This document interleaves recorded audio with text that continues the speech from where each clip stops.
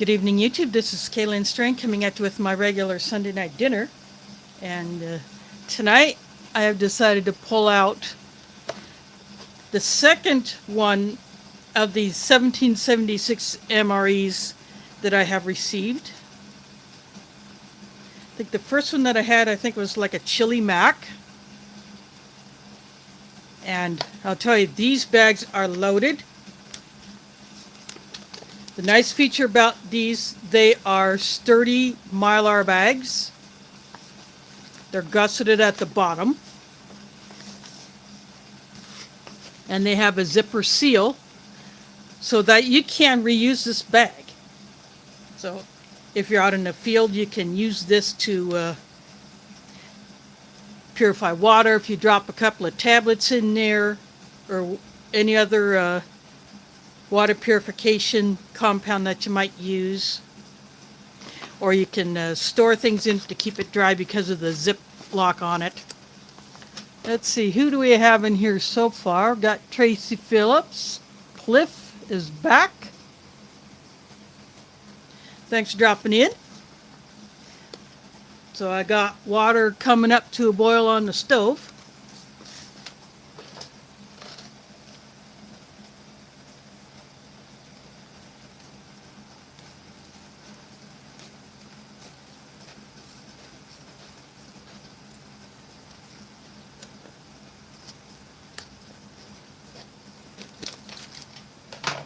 I use a pair of scissors to cut this open because I want to be able to reuse this bag.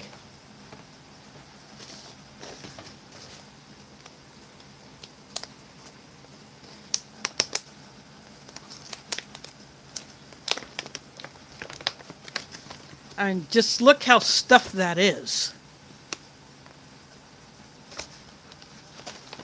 There is more stuff in here than a standard mil-spec US MRE.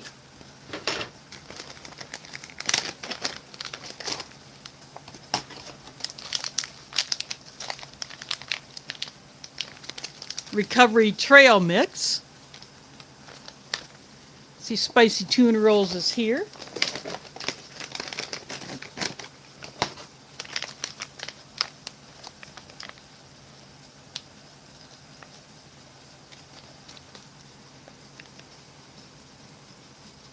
Marble pound cake. This was the first flavor of the pound cakes that I had, and I've always enjoyed the marble.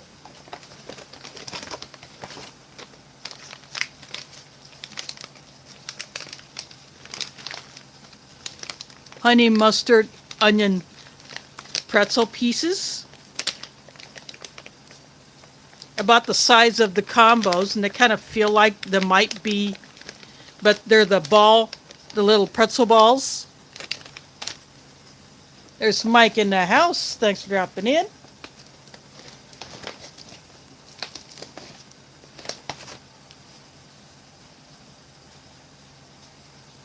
Texas Pete hot sauce. Little packet of that. As just loose in the bag.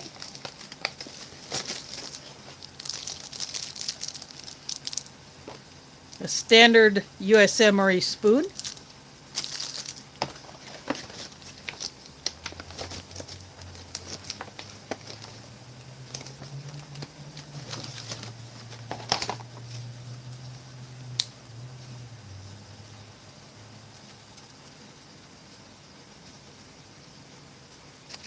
I even got the right side up. Nope, had it upside down.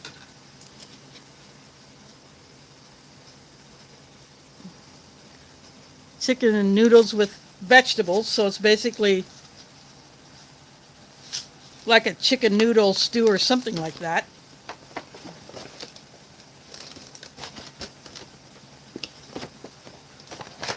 And then they include the sleeve that if you're out in the field and you're using an FRH, you could put that in here after you put your retort in the FRH to get it going.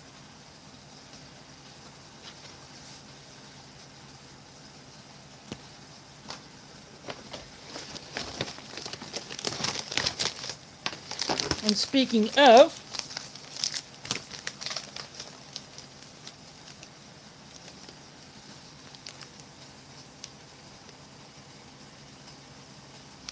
this is a mil-spec flameless ration heater. There's LC in the house. Thanks for dropping in. And they toss in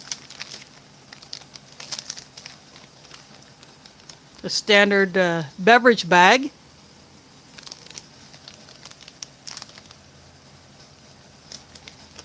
And they put fill lines for different drinks that you might mix in it.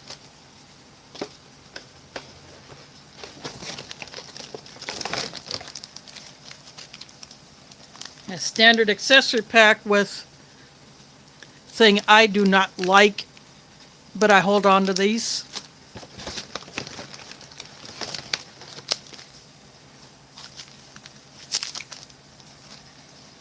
Lemon lime drink powder. That will go into the drinking jar.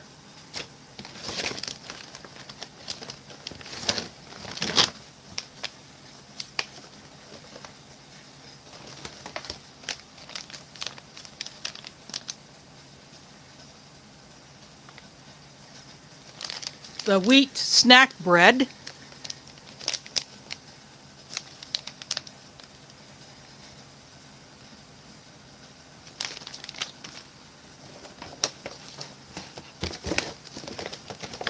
Two more things in here, and I'll just pull them both out at once.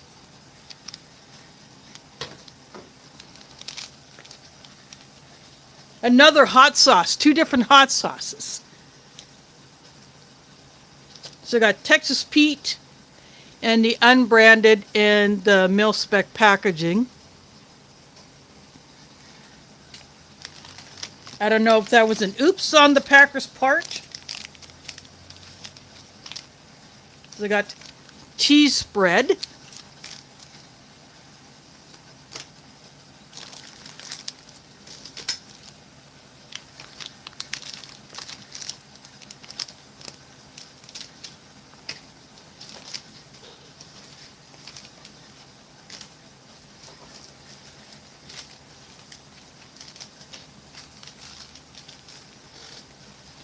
I'm just going to put this thing back into the ration bag. Otherwise, it's just going to fall off and go wherever I don't want it to go.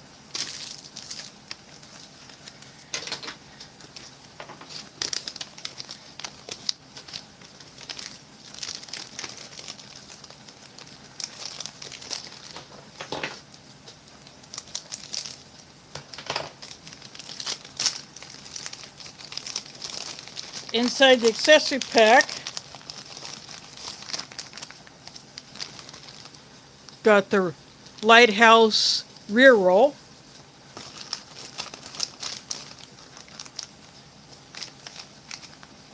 Coffee Instant Type 2. I'm very happy to see that.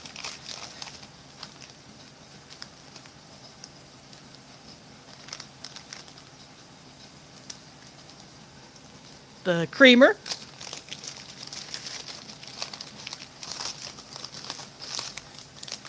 A packet of salt. There's John's MRE in the house. Thanks for dropping in. The wet wipe. And the Splenda. And peppermint gum. Because I am saving this bag, I am going to use just a plastic Walgreens shopping bag to put my trash in.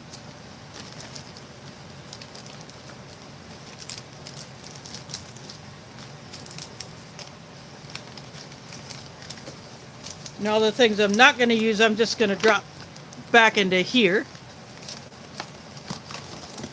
Like the Splenda.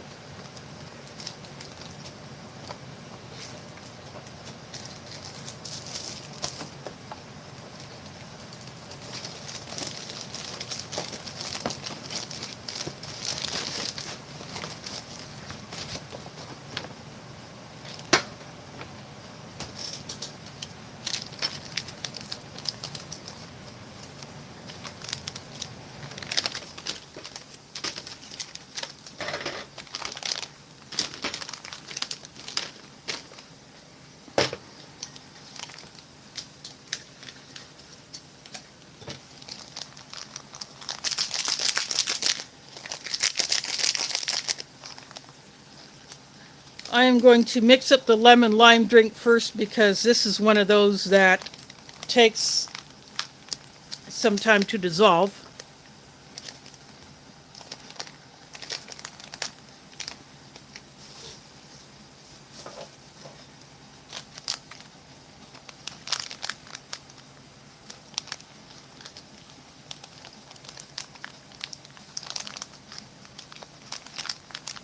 And the packet didn't want to open, so I'm just going to get drastic with it.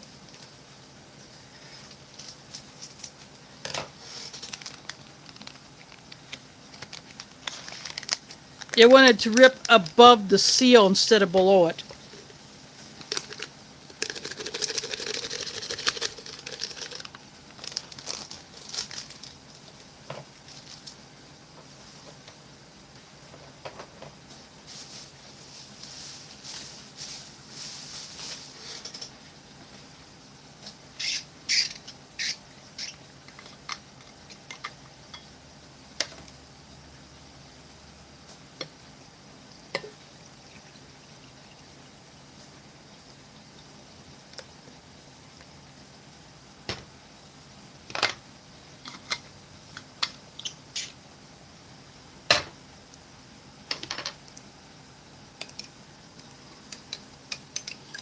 I'll give this a stir later, but for the drink powders like this, I want to get them started ahead of time since they take longer to dissolve.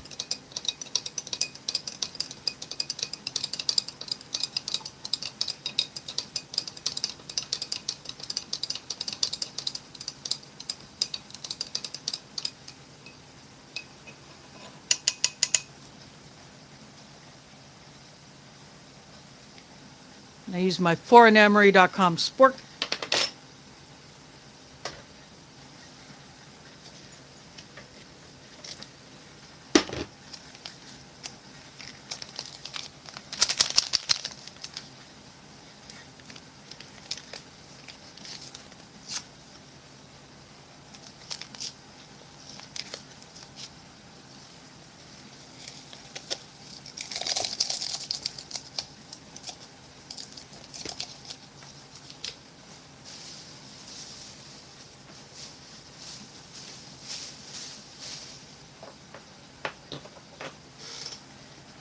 That is what Coffee Instant Type 2 looks like.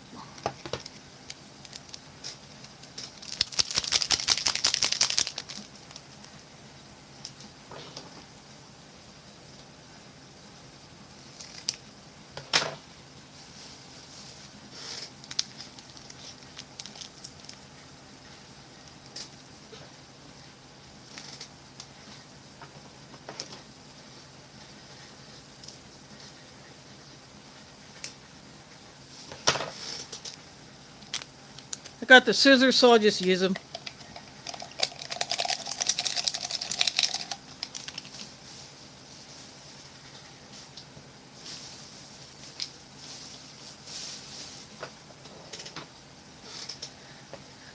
So that is a creamer in there. I'm going to go take this into the kitchen to put this into the pot.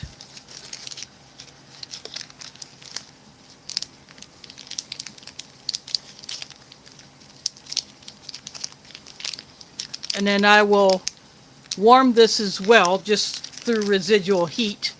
And then I'm going to get real sugar for my coffee because I don't do the artificial sweeteners. If I can avoid it, I do not do it. But anyway, I will be right back.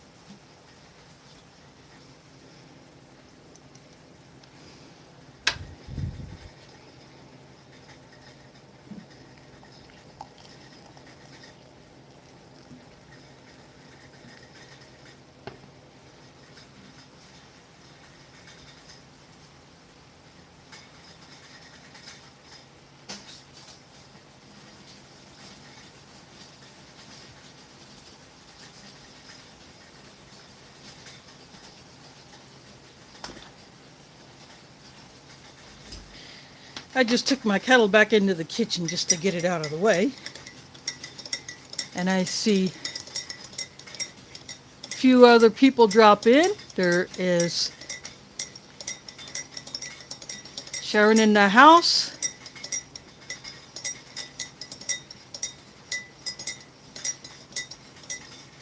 I'm just scrolling back through to see if I missed anybody.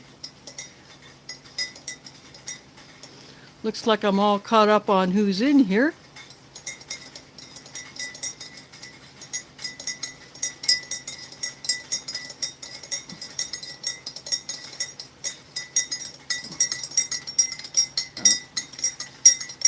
Unless I'm missing a name because that person has not dropped a comment.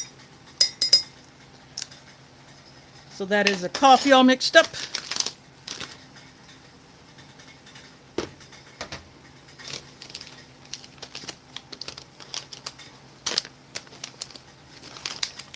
So these 1776 MREs are a bit snack heavy.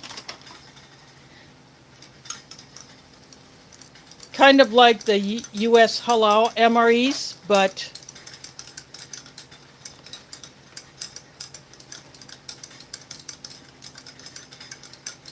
they have what the halal MREs don't have, and that is a hot drink option. And something that can be considered a real dessert. Just gave the lemon lime drink another stir.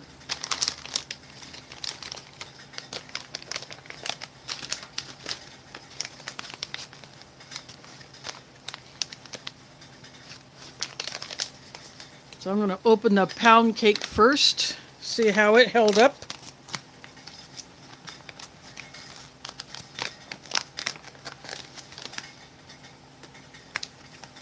Oxygen absorber just popped free from it.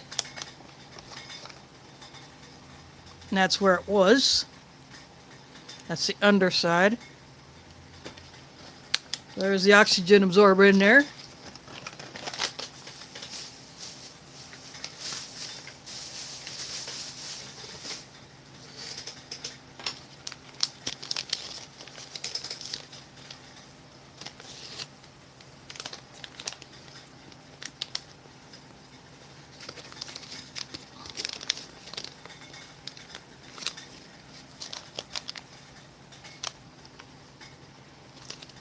Open this up, see how it held up.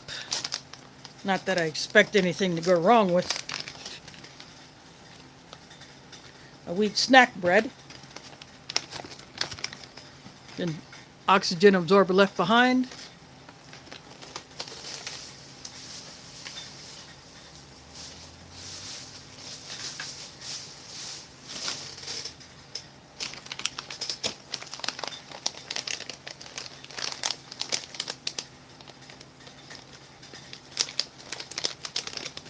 These are the pretzel bits.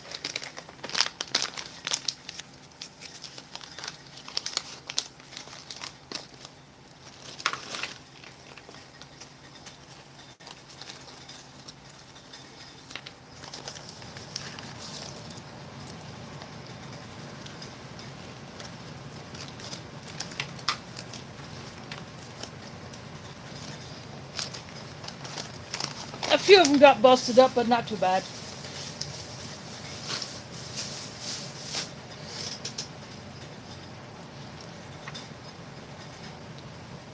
So they're more of a pillow shaped. And the last thing that I will open will be the Recovery Trail Mix.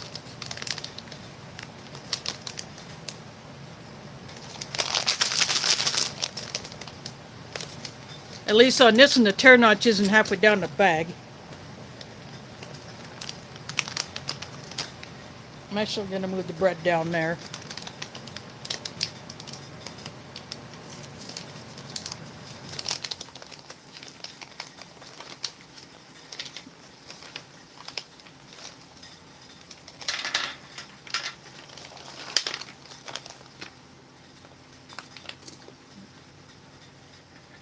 It also has pretzel bits in it.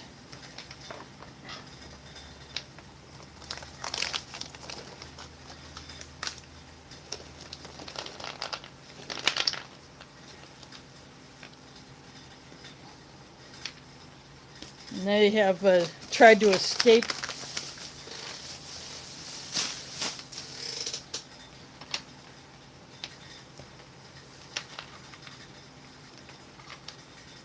So it seems to be a little bit heavy on these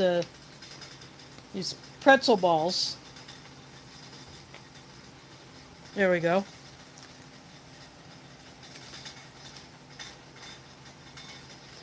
I'm going to make it a slight adjustment because I'm going to be able to see everything that's on the tray.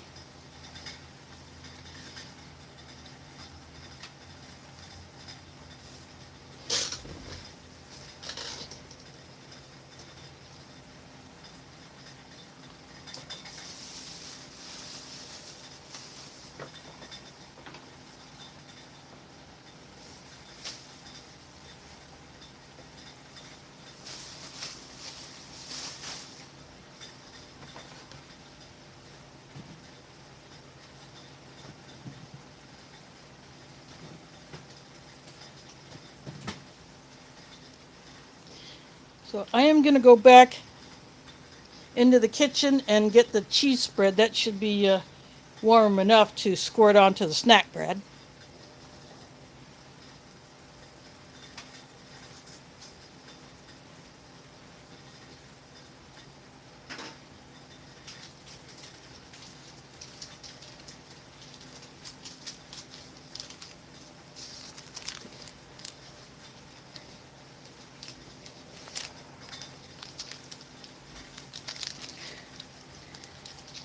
I just laid it on the stovetop next to where my kettle for my coffee water was at.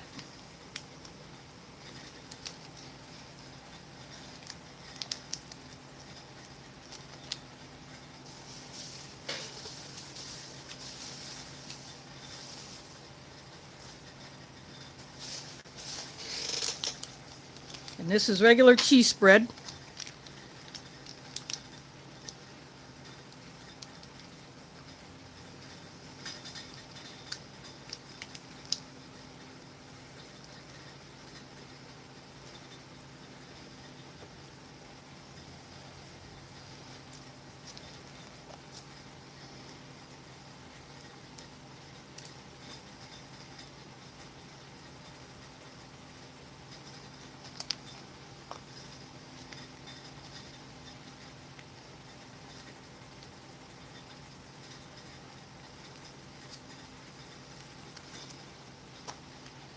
I'm squirting it all on the bread.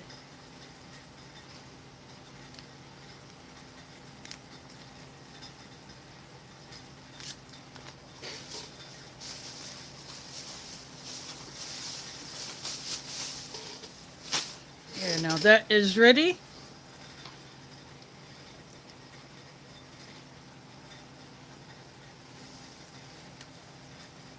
So I'm going to go ahead and go back and get the main, and we should be ready to chow down.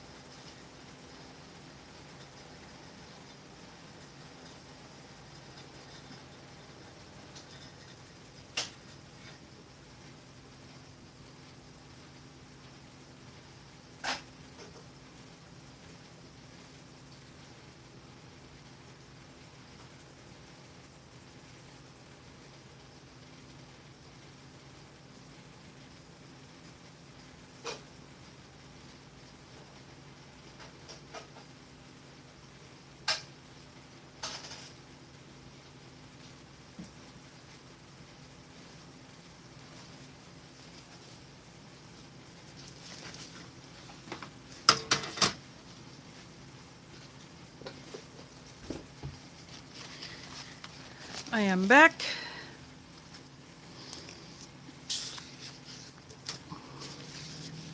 I use this to carry it in, and I bring a paper towel so I can dry it off.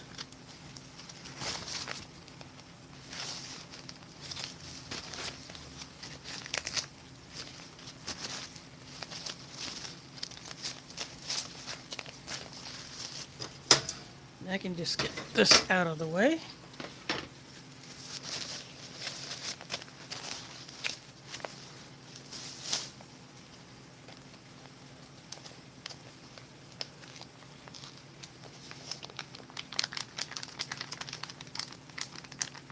The tear notch goes across this way, so I shake the food down. So when I go to tear this across, it's not shooting everywhere.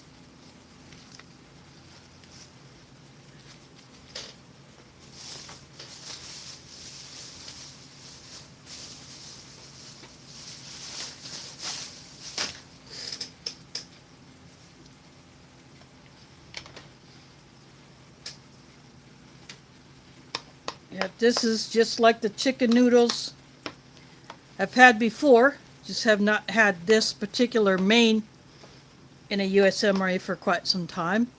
I do have a halal version of this.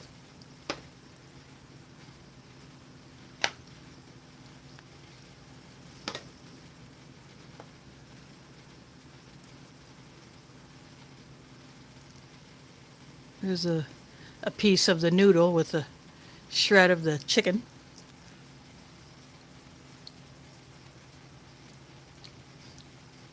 Noodles are very, very soft.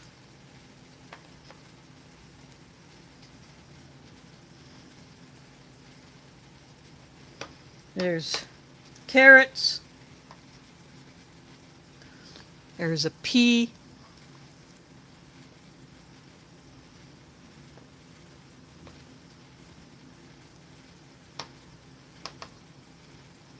The red bit might be a bell pepper. I'll taste and find out. Yeah, that's red bell pepper.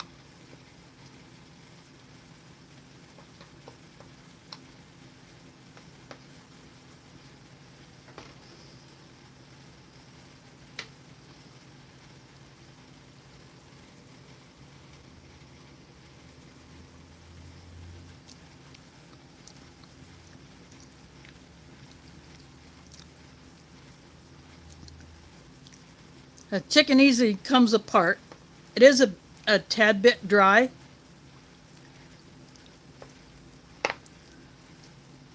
But that's par for the course for these things.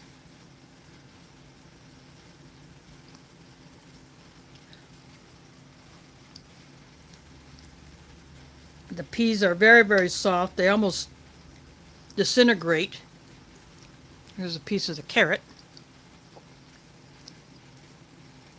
Carrot still has a little bit of firmness left to it.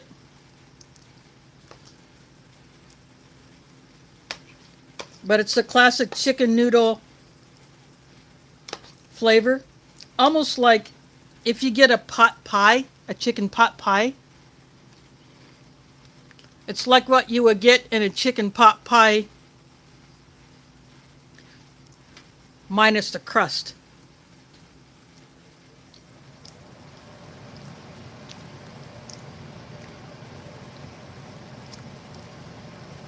I do like the amount of chicken that comes in this one.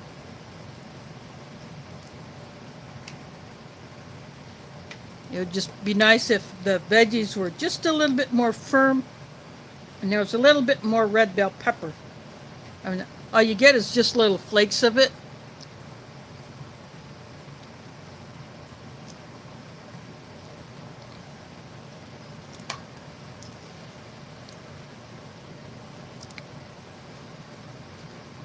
One of my favorite U.S. ration coffees, Type 2.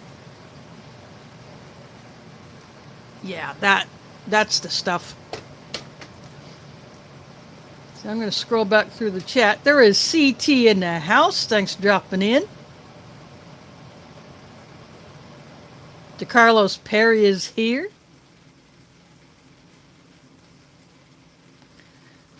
This is the 1776 MRE, chicken with noodles and veggies. These do not have menu numbers. There is an inspection date on there. See if it'll focus. Almost. There we go.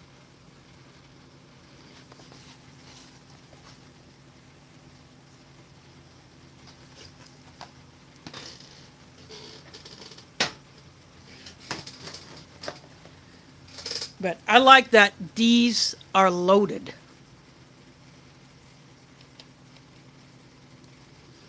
Now you would definitely get, I would call this more of a 12-hour ration as opposed to just like a single meal because of all this. And the packers put 2 different hot sauces in here.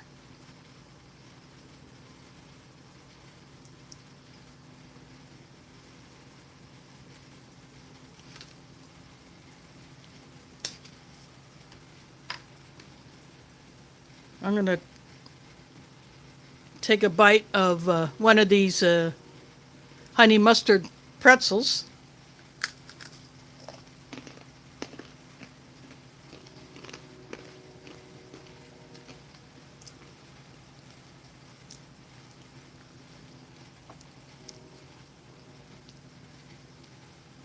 This is what they look like on the inside. This is one of the busted ones. I can definitely get the honey flavor and a bit of the mustard.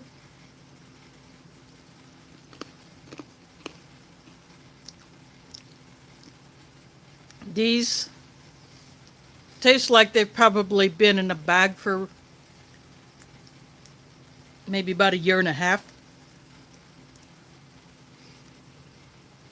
Now this is the Recovery Trail Mix pretzel bite.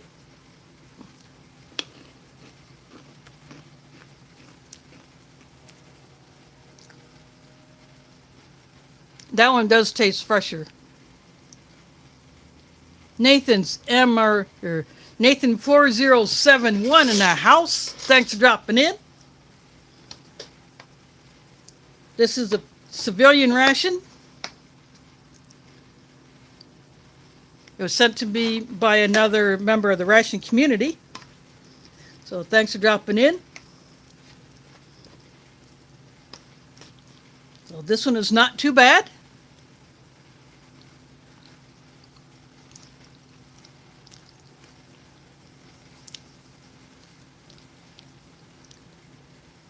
Got a piece of carrot on the marble pound cake, but it's like a chocolate swirl. I've always liked the looks and the flavor of this pound cake.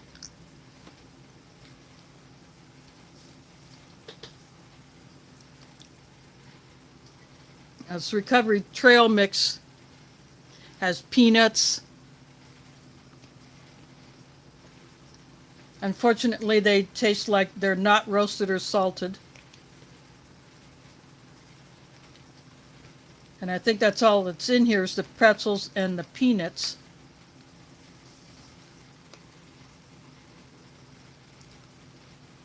This is just a straight up cheese spread.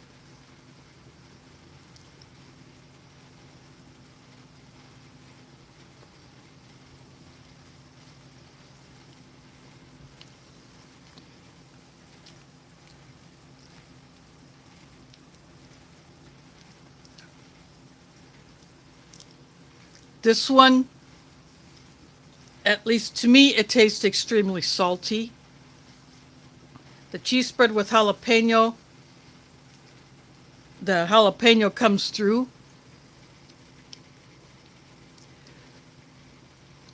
No, actually, Nathan didn't smash the like button. He ripped some sparks at it with one of his ferro rods. By the way, if you want to see some really unique wood turning, especially with some of the different woods that people send him, he makes ferro rod and striker handles. He makes bottle opener handles on his lathe. Some very, very nice work. And then he gets fat wood from different parts of the country and possibly other countries. I'm not sure if he's had fat wood from different countries other than the U.S., but he has lit up fat wood from quite a few states.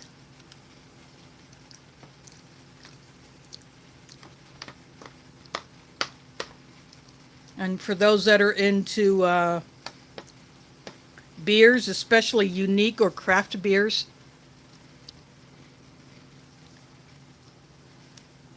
he likes to try different beers, and people have sent him beers, and he opens those beers on video. So he does a salute to either the person who sends him stuff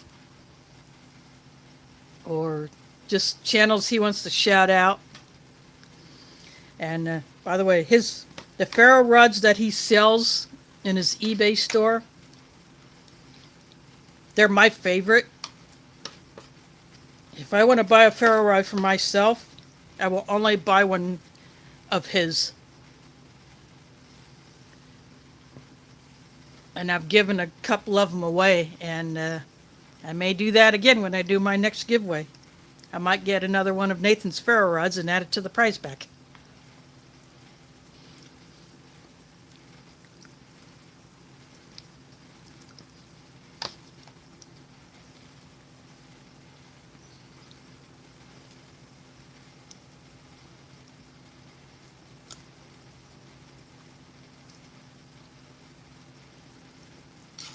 I'm just going to give this another stir because there's still some powder in the bottom that hasn't dissolved.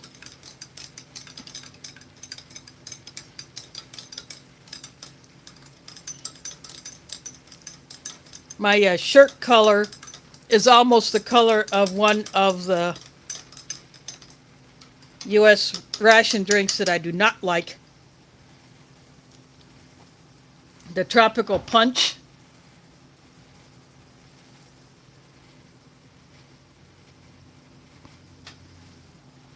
But this is the lemon lime. And out of the U.S. ration drinks, short of the Unitized Group Ration Grape that I still have a few pouches of, this lemon lime is my favorite.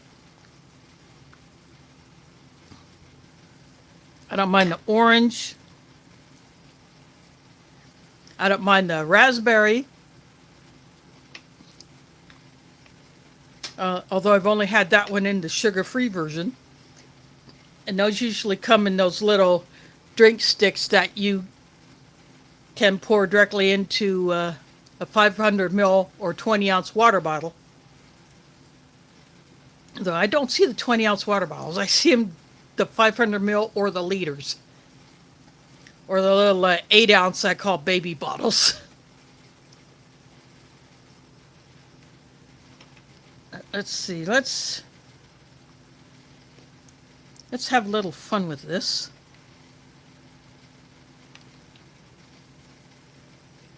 Throw a few of these pretzels in here.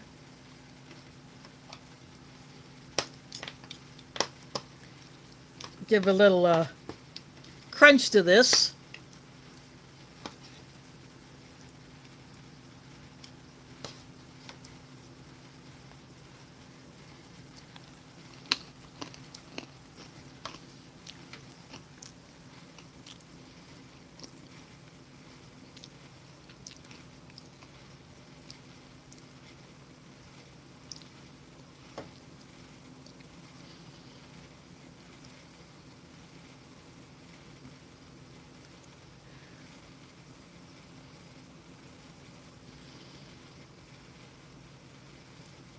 Oh, actually, if you get butter powder or the butter buds, that would be a great addition. And there have been some civilian rations that have had the butter buds in the little packets, probably about the size of this in there. I have not gotten any of those.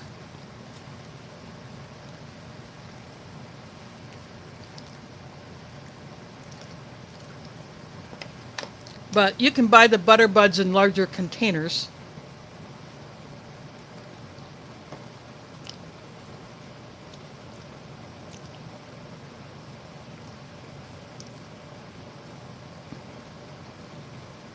Yep. Beef and rice is not too bad. If you mix it together, put a few extra ingredients in there, you can call it dirty rice.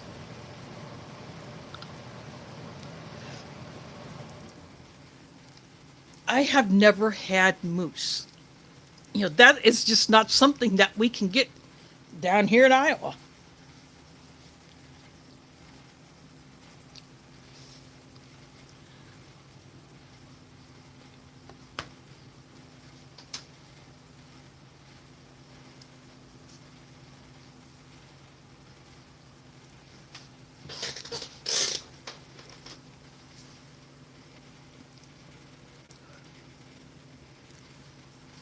For those people who live up north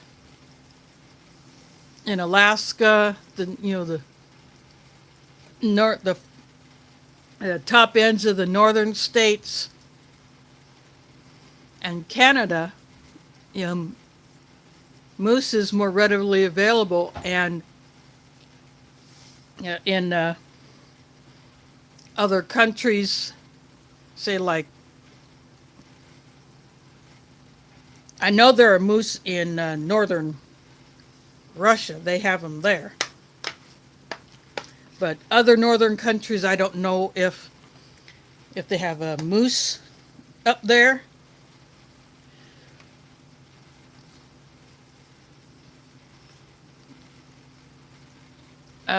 We do have some elk down here.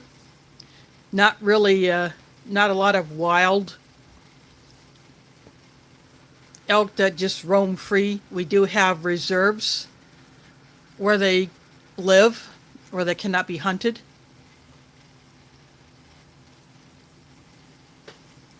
But there are some places where you can hunt them, just not around here that I know of.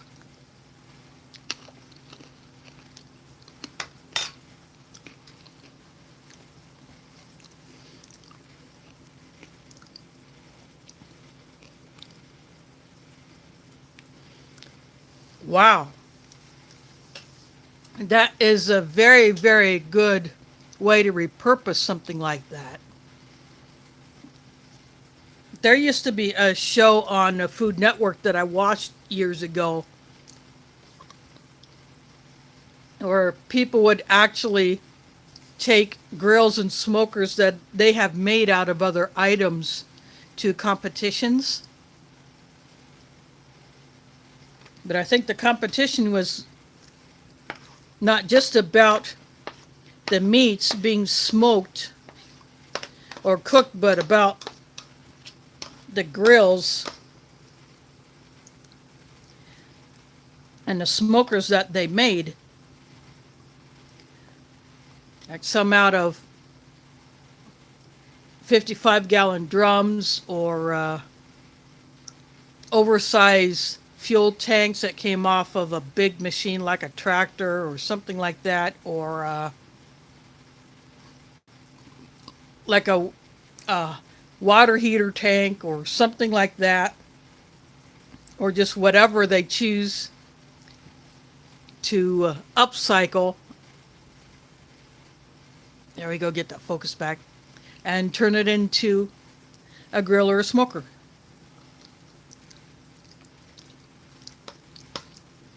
And they get fancy with them.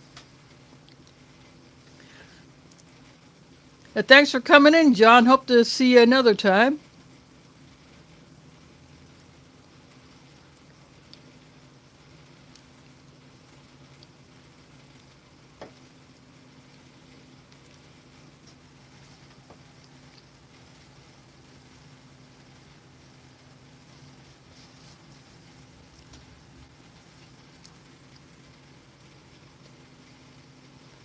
There I see a Nation MRE finds here.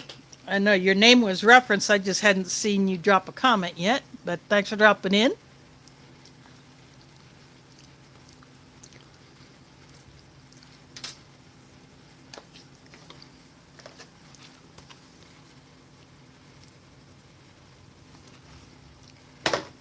Oh, this was graciously sent to me by one of the others in the community. I've gotten a couple of these boxes.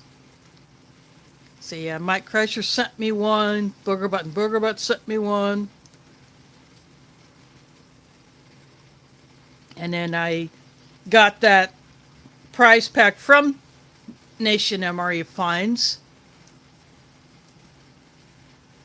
Where I won that set of brown bag components, and then he threw in a corned beef hash, which unfortunately had gone to crap. Except for the crackers. I did eat the crackers out of that thing. And I ate the open, the chocolate covered cookie bar. I did eat that thing.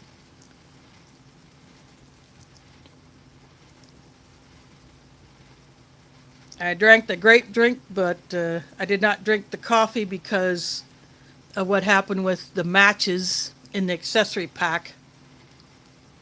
But I kept those packets simply because they are from an older time. And I did clean them off as best as I can, so who knows, maybe they are still good.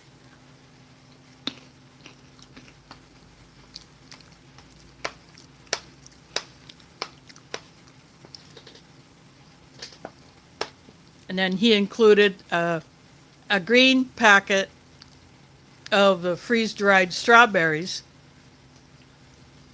And that did not get opened. I'm keeping that closed for two reasons.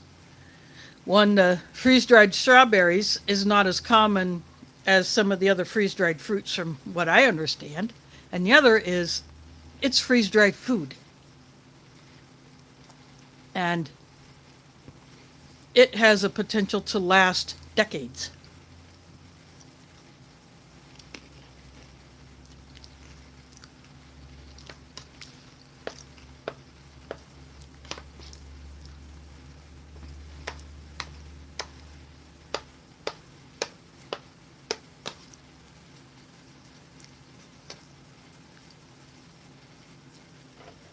Go ahead and take a drink of this.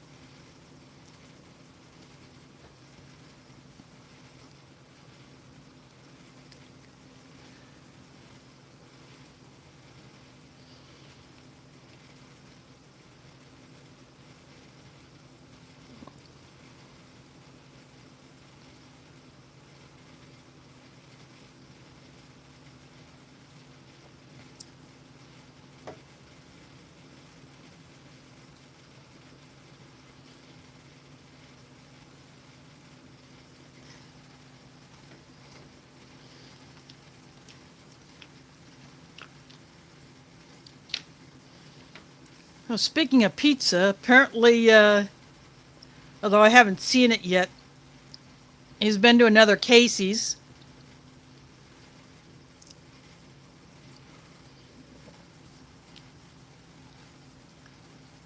And for those that may be new to watching my channel, Casey's is actually based right here in a suburb of Des Moines called Ankeny.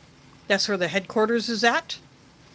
And they are not only in Iowa, but in several surrounding states.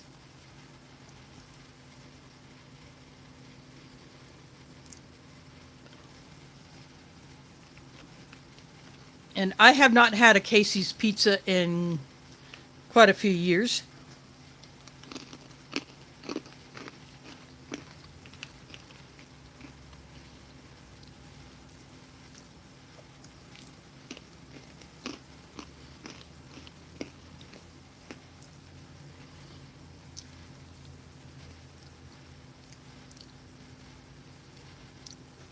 Just nibbling on some of the pieces of these honey mustard pretzels.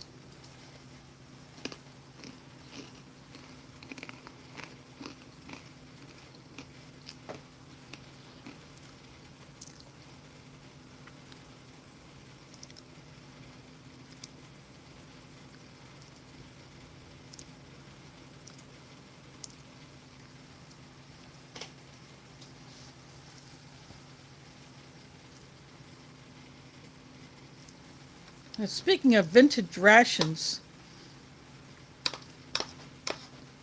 I would love to get a hold of a 1966 MCI, a complete one.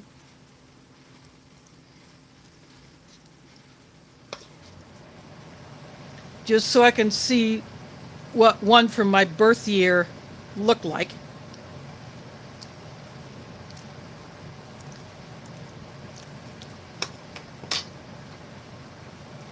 Even if I can't eat any of it, it would still be awesome to see something that is as old as me.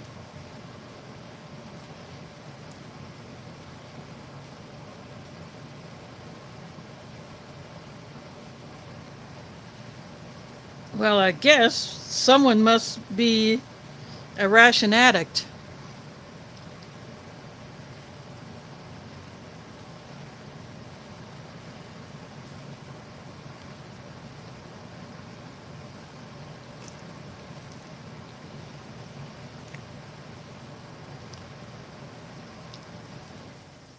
That cheese spread does help with the dryness of the wheat snack bread.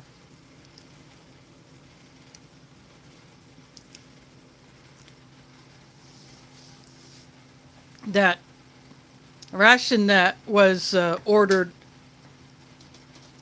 by LC for me, that has been put into the box, and I will have to come up with some other items to go with it to complete the meal, because there are only 3 retorts in there. I had something like that I gotten from Foreign MRE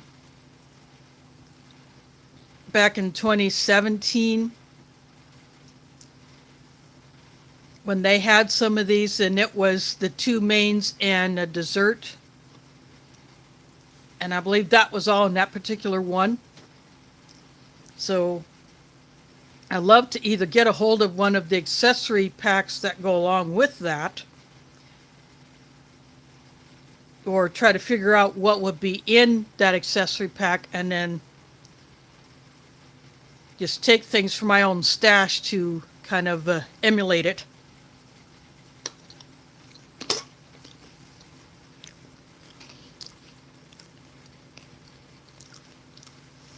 James Ortiz in the house. Thanks for dropping in.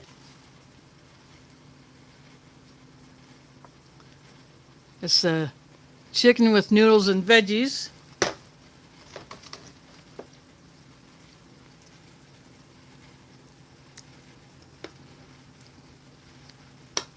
So the recovery trail mix, I put some of these pretzel balls into the chicken and noodles. These are honey mustard pretzel bites.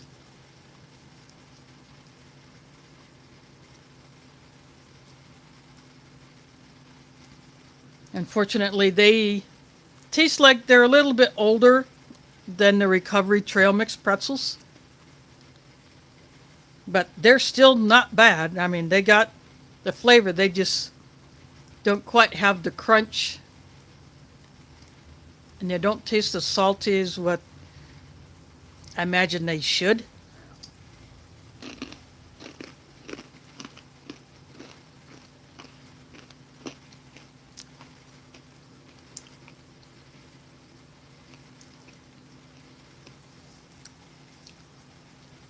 But then again, the honey may be covering some of that up.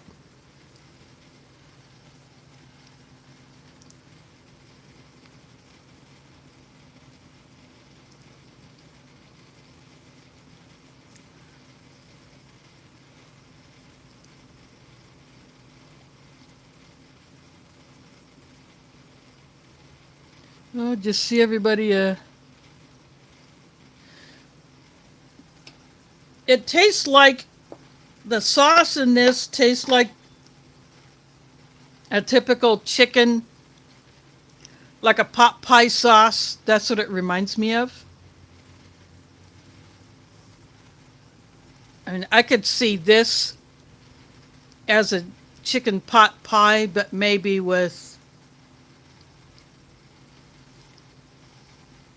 extra veggies in there like corn and potatoes and bigger bits of red bell pepper, and the veggies not quite so soft.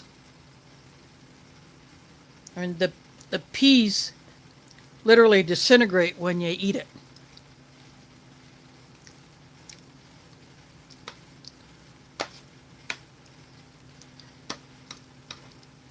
The carrots still have a bit of firmness to them, but not a whole lot.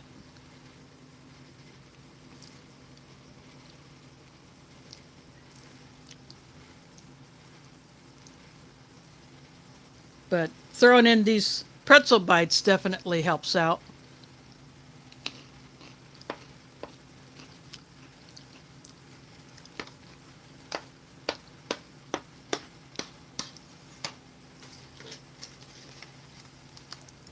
These are the two hot sauces that were thrown in there.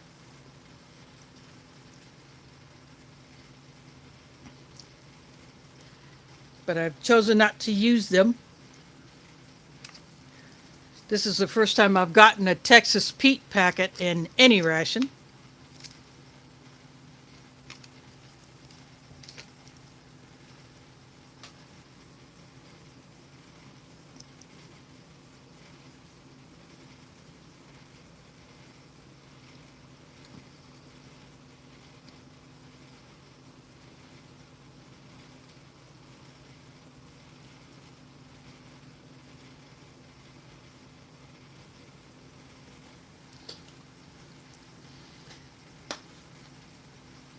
Well, at least he had a good time while he was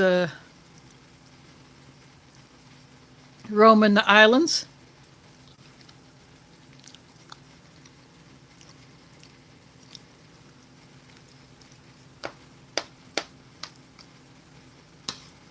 Getting a little taste of warmth before going back into the deep freeze.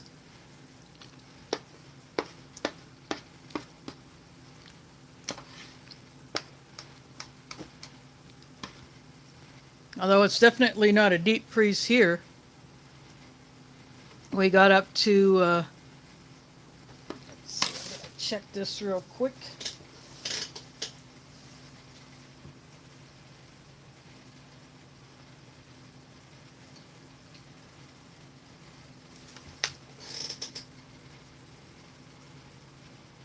.42 Fahrenheit was our high today.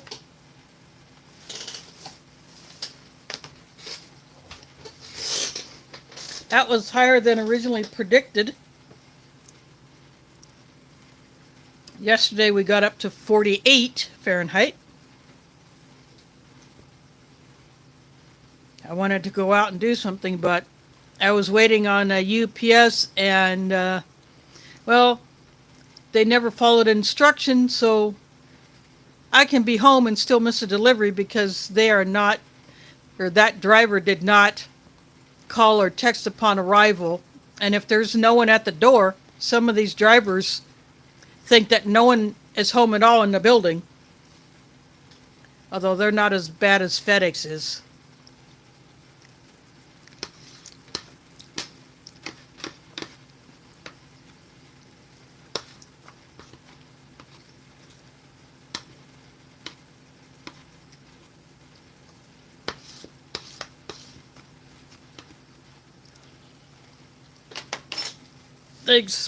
They expect people in this complex and others like it to sit at home, or actually sit at all entrances at the same time all day to wait for delivery.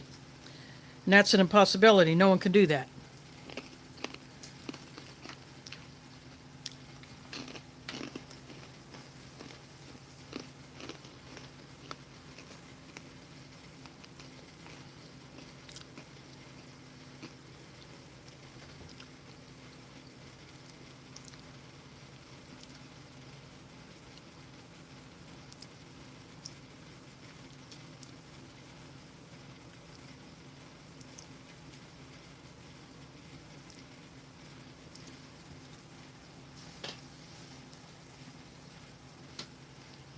I'm sure they do the conch in other ways besides as a salad. I'm sure they serve it as a warm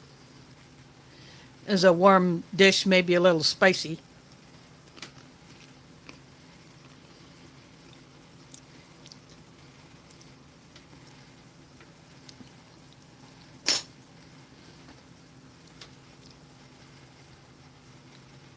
So I finished off the main.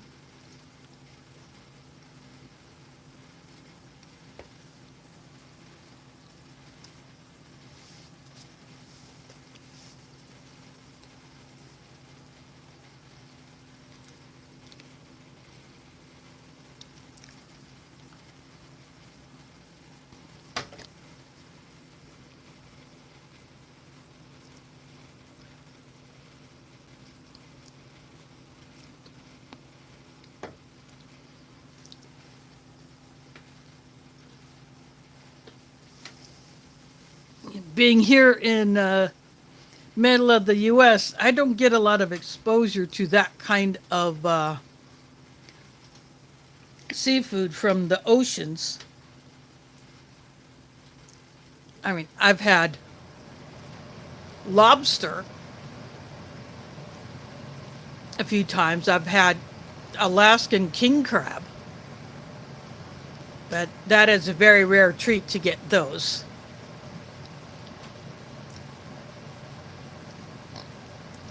And a few years ago, when one of my sisters got some seafood boils from a local restaurant, one of them had mussels in there, but I think they were freshwater mussels. The black ones that can be as long as this snack bread was before I started eating it. And maybe about that wide.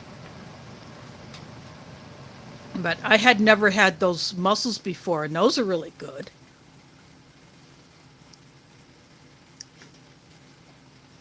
But I have never had anything like conch or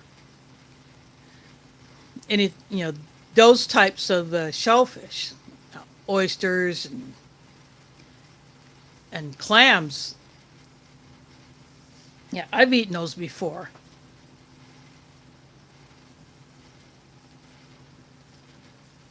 I don't do that a lot, but when I do get a chance to eat it, especially if it's a family meal, that's usually when I get to eat stuff like that.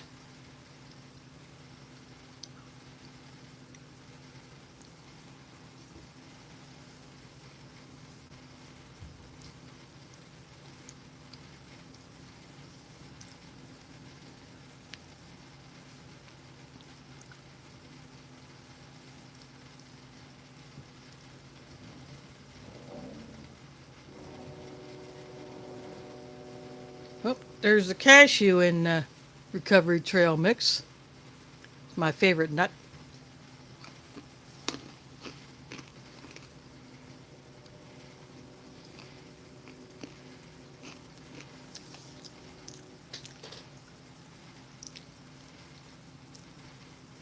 I'm pretty sure that is, especially along the coast. When I was in Mexico back in '86, I was inland in the middle of the country in Guadalajara. And we spent one weekend in Mexico City. So I pretty much what was local to that area. What I either had in the house that I stayed in or the restaurants that we ate in as a group.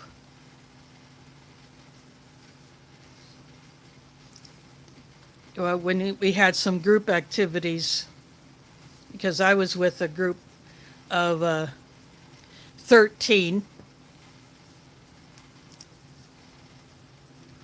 and I got college credit for it, so that was the best part about that. And it was actually a good time for me to go there because things are not so crazy like they are now, I would not go back to Mexico now, even if I was paid first class accommodations and everything.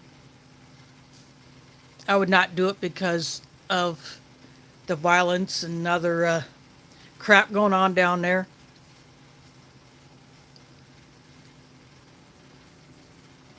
I would go to Spain first before going back to Mexico.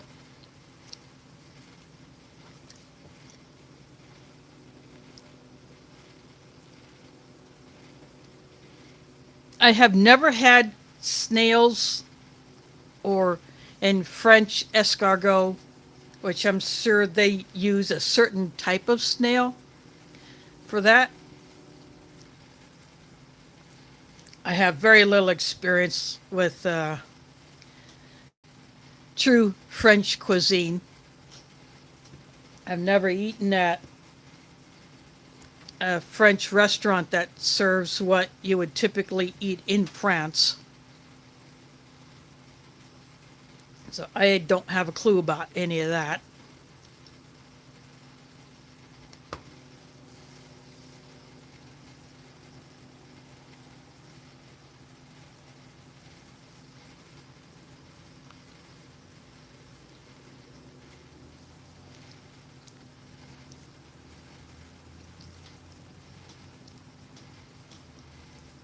I know a little bit more about Polish food because I grew up with it.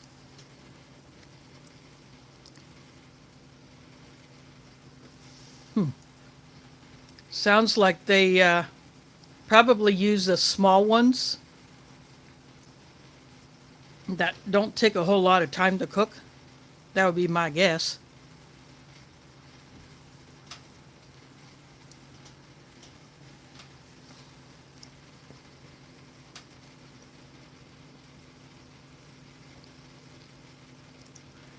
Let's see.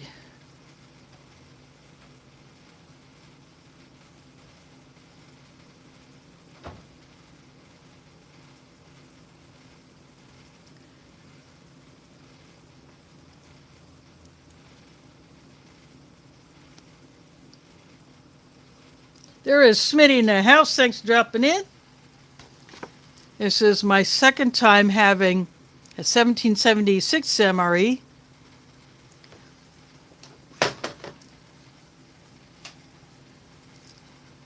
And it came fully loaded with 2 different hot sauces. My first time seeing Texas Pete in any kind of a ration.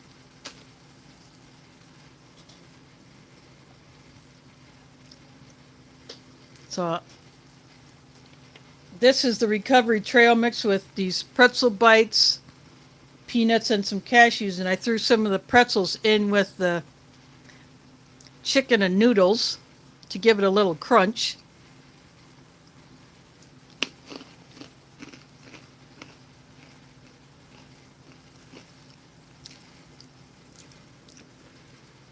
A lemon lime standard US MRE drink.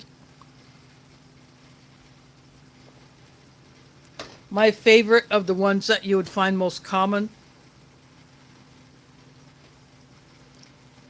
although the grape one that you only get with a UGR, that actually had 40% grape juice in it. That is the best one. But I don't know how easy those are to find anymore. I got a lot of them on eBay, and I drank quite a few of them myself. I sent some to a couple of different people, including us Smokey.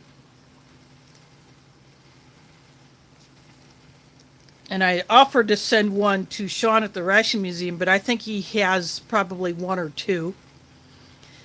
And then they have like 3 or 4 left in my stash that I am holding on to. I don't know how hard or easy those are to find. Of course, I've never really searched again, but But for those that have not tried it, if they can get a hold of that one is the best. It comes in the shaker. I call it a shaker pouch, the hourglass shaped one.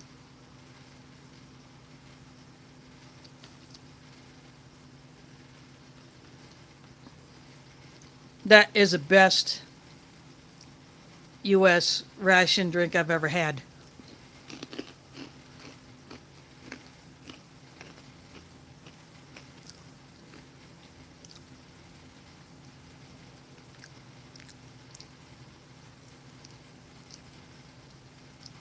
It would be awesome to see that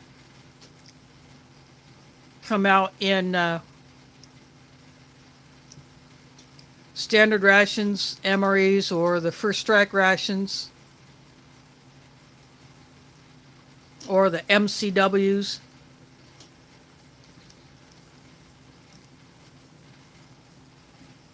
It would it would be awesome to see that in there. I think the people in the field who would be issued that particular one would really get a morale boost from it.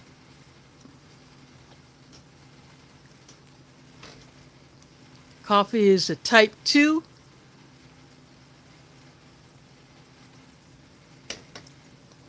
But the accessory pack, they used a standard MRE accessory pack, but it had the Splenda in it, so I skipped that and put my own sugar in it. Because I have my issues with those artificial sweeteners. But I don't throw them away. I save them for other people who can use them. You know, if they have to avoid sugar, or I can use them as a barter item, or if I have no other choice but I want to sweeten something, then I would use it. But as much as I can, I try to avoid consuming those.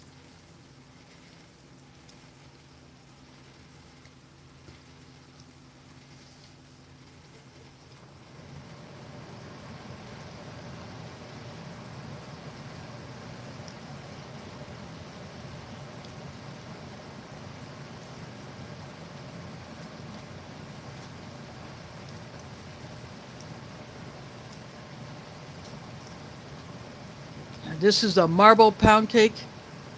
This spot here is where the oxygen absorber was. It's got a bit of a glisten to the top side, and that's bottom side.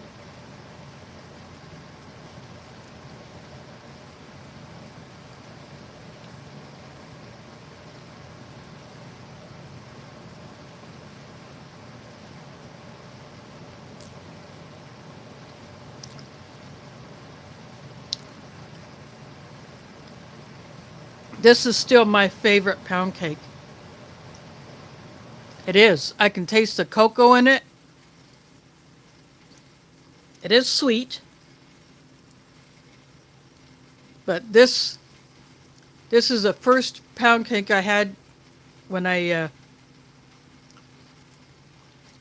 first got into rations, and I've liked it ever since. And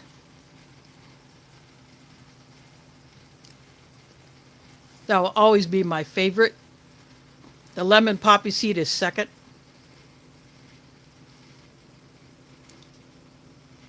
Thanks for dropping in, Mike. Hope to see you next time.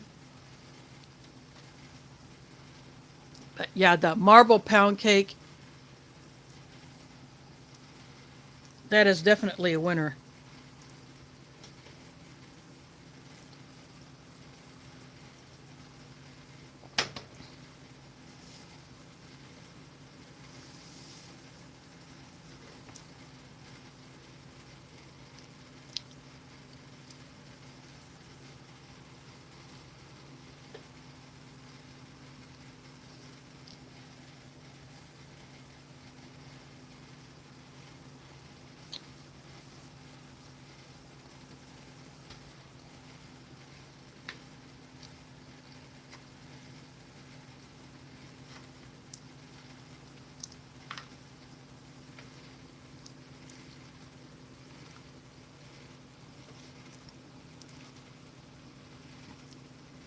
Yeah, I don't think I've had the British cinnamon cake. That does sound very, very good. I've had a couple of the other ones, but that cinnamon cake sounds really, really good. And I do like having a cinnamon flavor in a lot of stuff.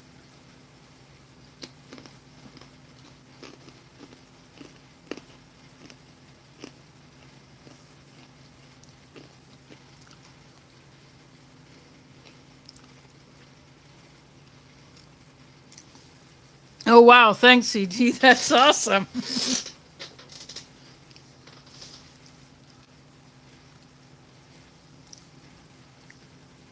Yeah, it's so kind of you to do that.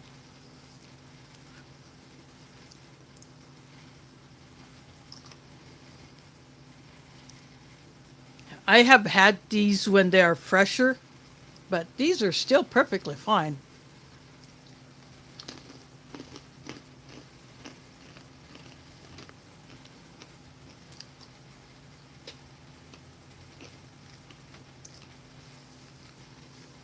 I'm curious why they chose to put two pretzel items in here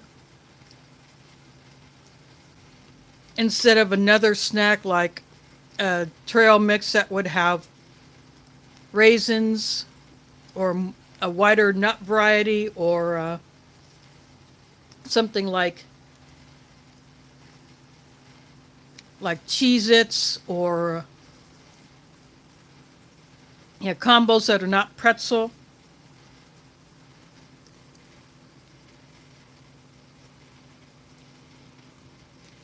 Bully beef is something I am not familiar with other than hearing about it.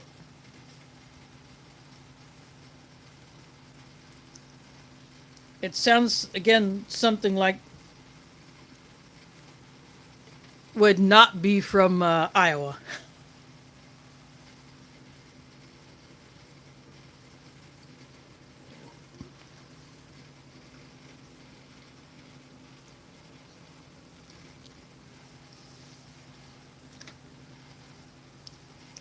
The Canadian bacon that I'm familiar with, I don't think is a legit Canadian thing. It looks like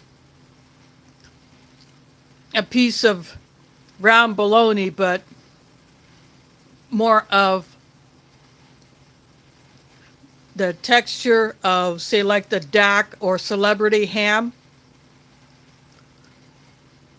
or a thicker version of the ready-to-eat deli ham.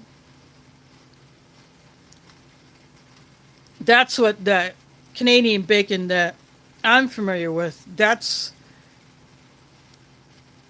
what it's more like, but I mean,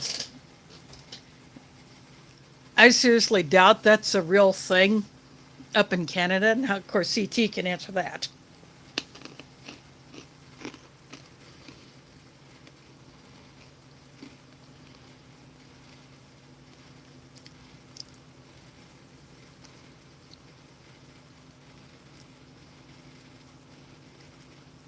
Laos pea meal bacon, that's a different one.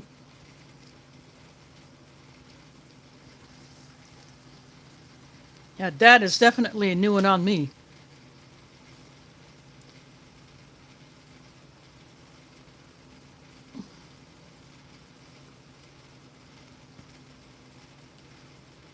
Yeah, that does not sound like what is sold down here as Canadian bacon. There is nothing on the outside edge of the slice. At least not that I have ever seen.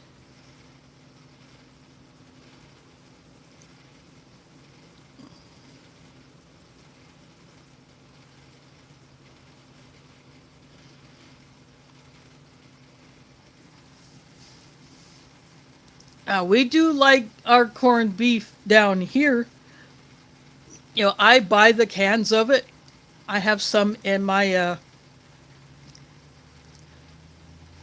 food supply. It's a nice shelf-stable way to store meat for Not as long as, say, like a hardtack or a freeze dried fruit or vegetable, but it's a good way to store meat that you don't have to refrigerate until you open it.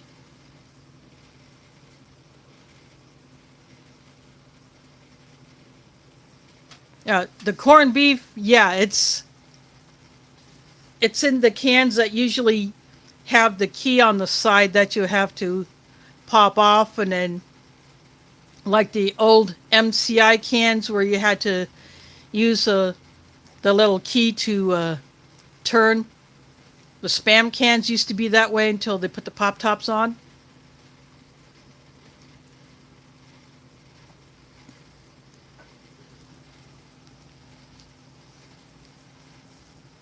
But yeah, I've had that, and of course the corned beef that is done in the kitchen with a piece of beef roast, and then that's seasoned and cooked low and slow.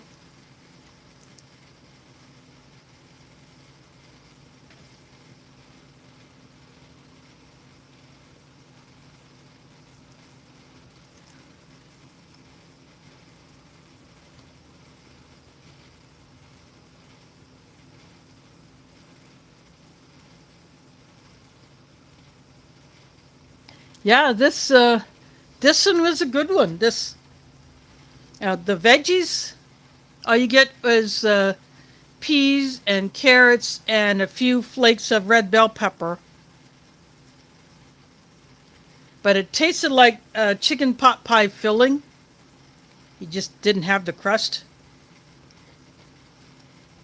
And I threw in a few of these pretzel bites from the recovery mix in there for some crunch.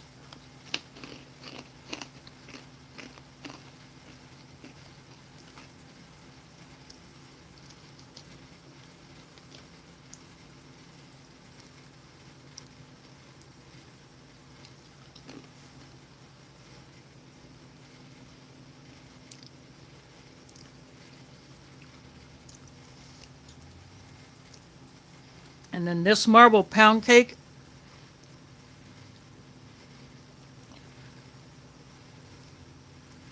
Yep, this is a hit.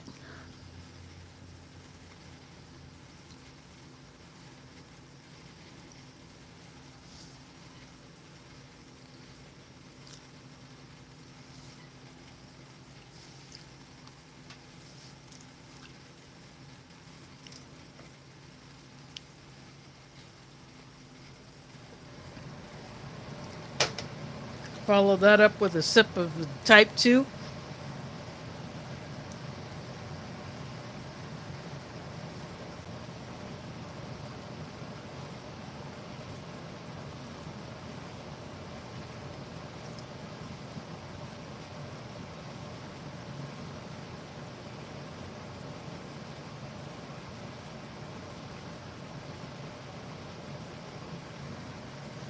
I guess someone will just have to keep reminding Smitty to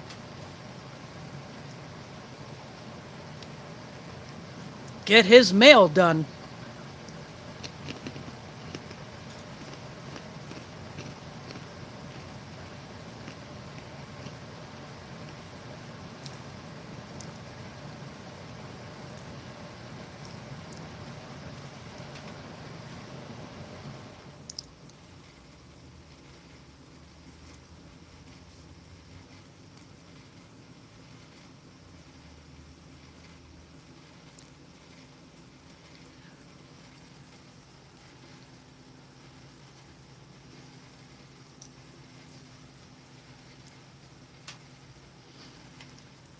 Well, how about this? You both wear a backpack. And you equally share the load by carrying your own gear.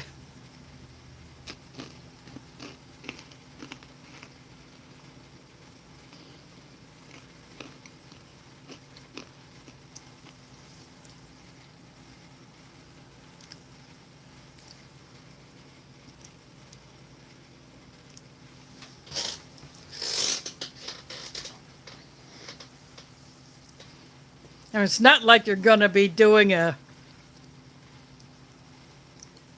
full length of the Appalachian Trail.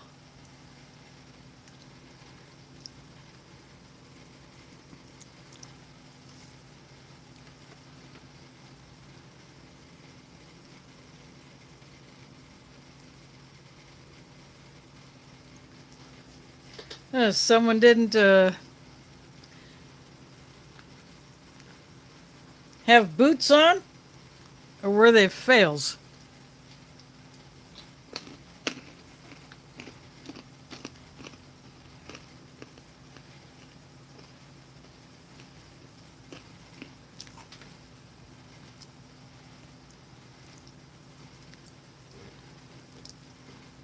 I do have cleats that I keep on my boots.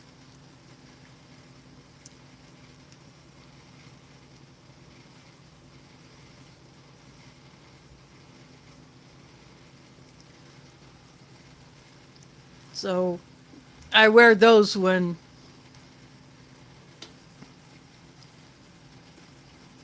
there's ice right out my building. The whole parking lot is ice before I even get to the sidewalk to cross the street. Yeah, I'll put them on. And I have the kind where I can replace the spikes if I lose one or one breaks.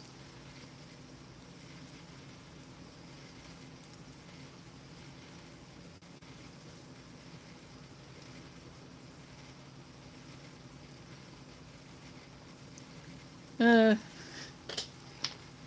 I'm not sure that would have been good advice to follow.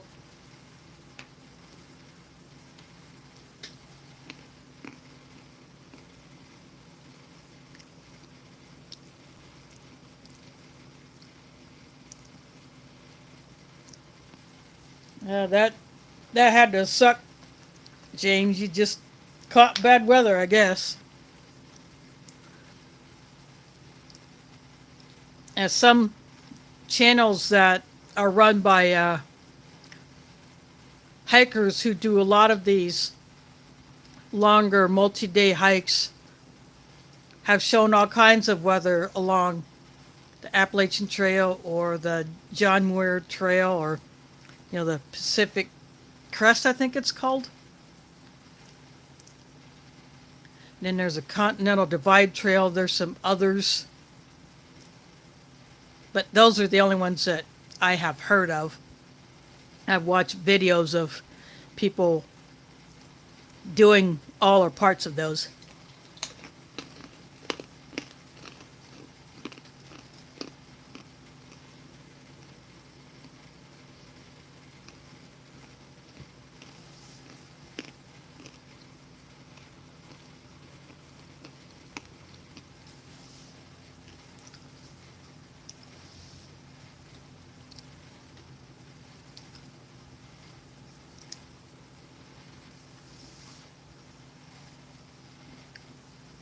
Because of my arthritis and the fact I have no cartilage at all in my right knee, I can't do a lot of that stuff.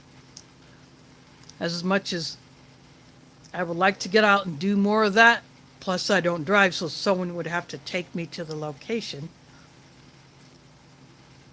So the little bit of hiking that I do get to do is just a day hike,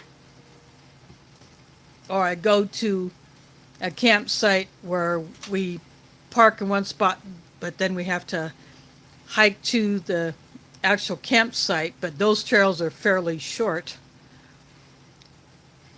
But the one day hike I did, the three of us that did it, it was probably about maybe between 3.5 and 4 miles total. But the trail was not maintained. We were on a very seldom used trail, and the grass was, in some spots, was like chest high.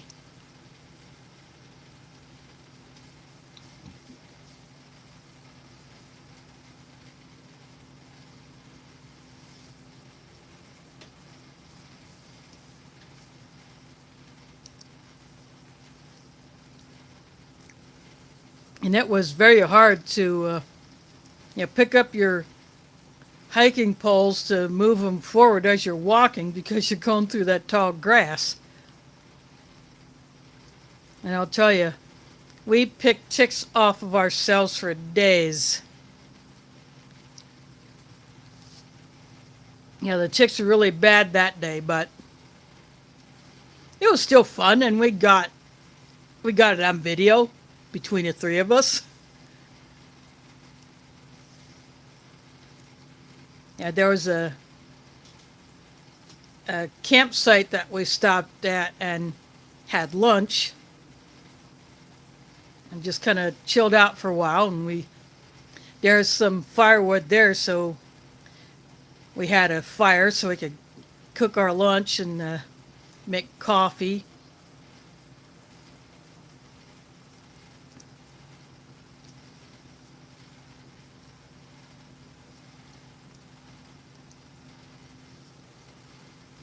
But that was the longest hike I've done, and the other trails inside of parks that are more popular or more heavily used, those trails are much better maintained. In fact, some are even paved so that people in wheelchairs or who use scooters can go along those trails, or at least those parts of them.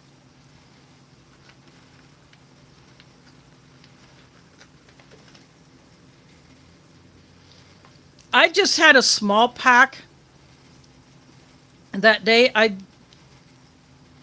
didn't want to use my other two packs.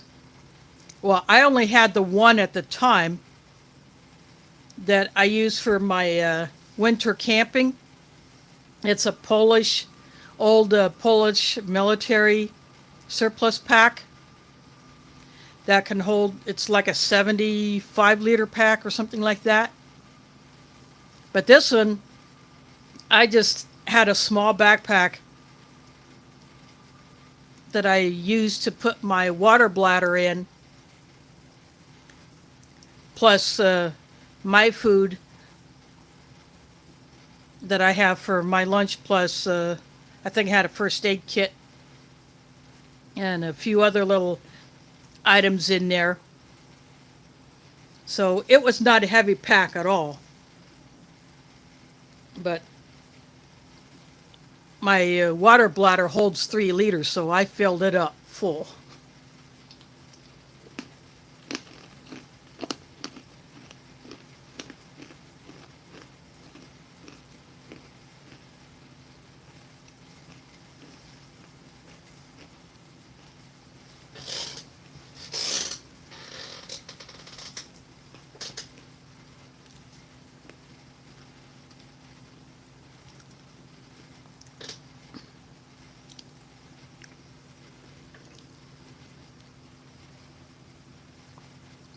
That one would be like a kid's school backpack. That's how small it was. It doesn't even have a sternum strap for keeping it on your shoulders, but I have since bought a 40-liter backpack off of a local because she upgraded to a lighter backpack that actually holds more. And so that one would be like my summer camping pack. Because obviously in summer you don't need as much stuff as you would in winter.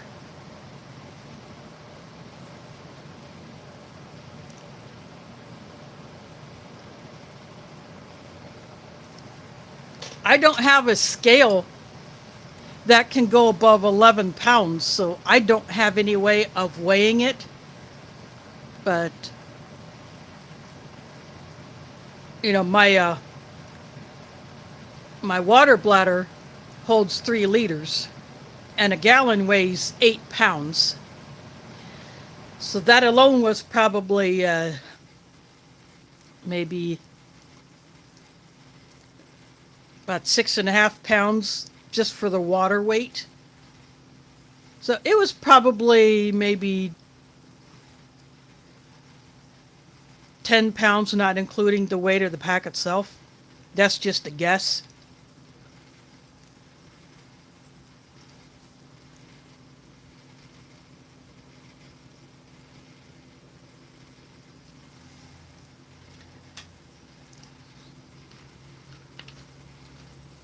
But eventually, I do want to get one of those hook scales that you can hang something from, like a fish scale. A lot of backpackers use them to weigh their packs before they head out. You know, they want to achieve a certain weight so that it's not too heavy, but yet they can still carry everything that they're going to need on that trip.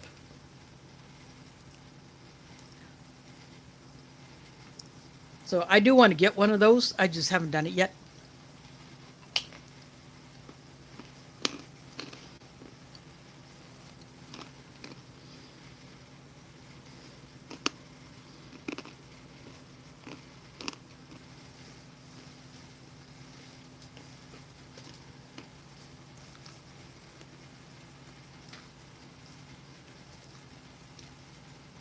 I actually have several filters. But because where we were going, there was no water source to take water from, we had to carry our water in that day. Plus, I had just gotten that water bladder. I wanted to get familiar with it. I wanted to use it for the first time just to see how it works. And I have used it a few more times. Oh, almonds in here. I think this is my second almond.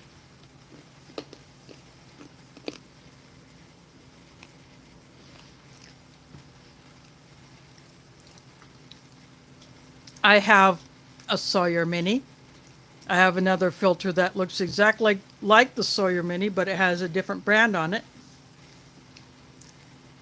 I have one that used to be known as Aquapura, Huapura. Now, any filter like that would be under the brand E-Tech City. I have a Life Straw Flex, which works sort of like the Catadine Be Free, but the filter attaches to the top of the bag and not go in it. And it has a carbon element that you can replace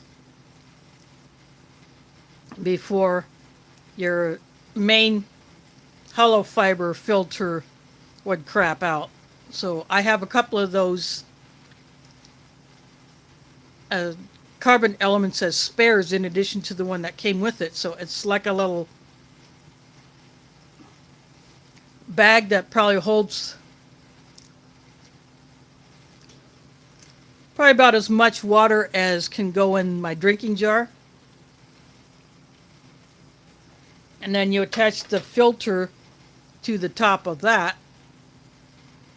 And you can either squeeze the water through it into another container or just drink out of it like you would a Sawyer or a Life Straw. That one is actually the one that stays in my get-home bag all the time. But in addition to the filter, I always have water purification tablets on me. So in the colder months, I would use those more than I would a filter, because if the filter is wet and it's not kept warm and it freezes, it's toast. Those little tiny hollow fibers break from the water freezing as it expands to form the ice, and yeah, that destroys your filter and it's not usable anymore. So I would defer to the water purification tablets or just straight up filtering sediment and boiling the water to make it drinkable. If I ran out of the water that I have brought with me from the start.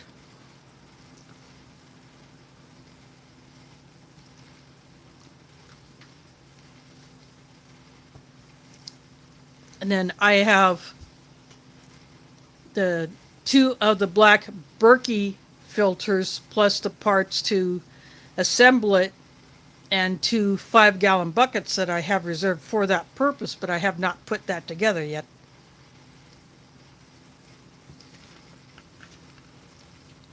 I choose to just keep all that compact until I need to set that up.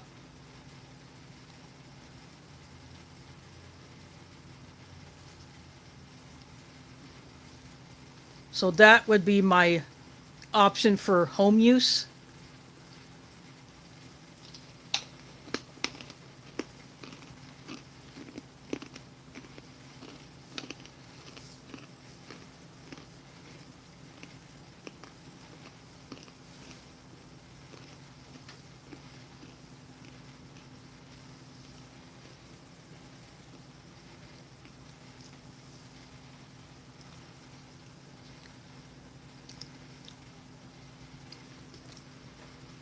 So well,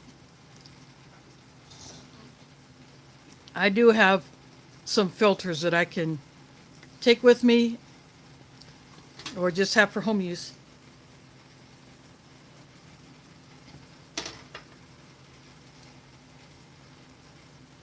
So after the flood of 93,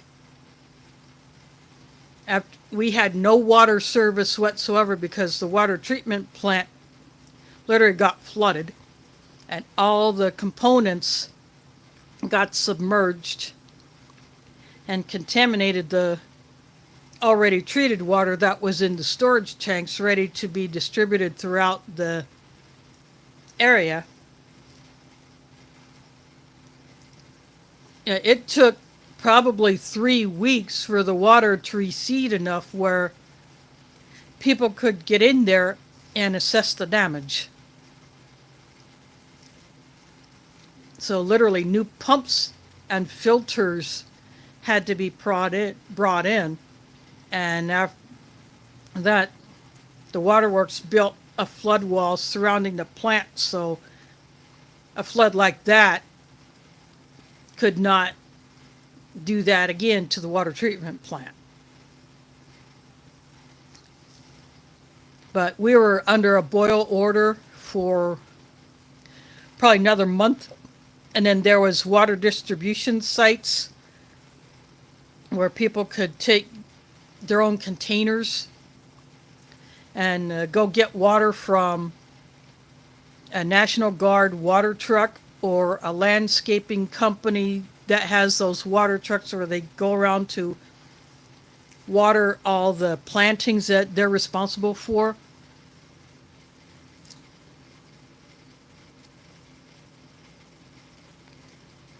PCT is Pacific Crest Trail, if that's what you're referring to.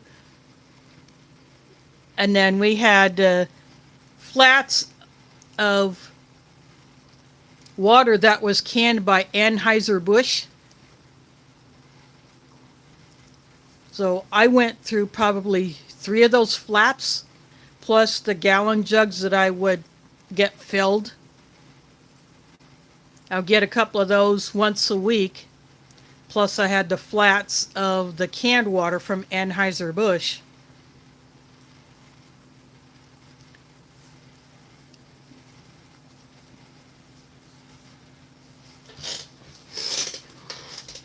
And we also had no power for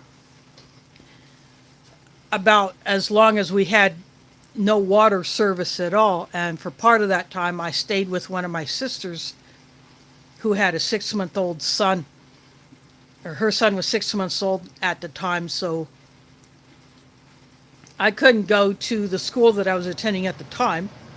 So I stayed at her place, and I was babysitting her son while she was at work cleaning up the building that she worked in because it got flooded.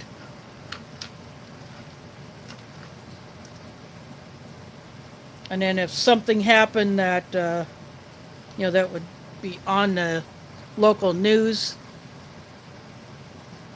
you know, if she wasn't able to hear it from there, then I would update her about that.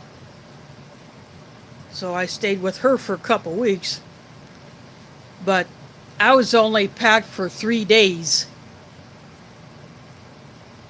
of my own stuff that I took from home.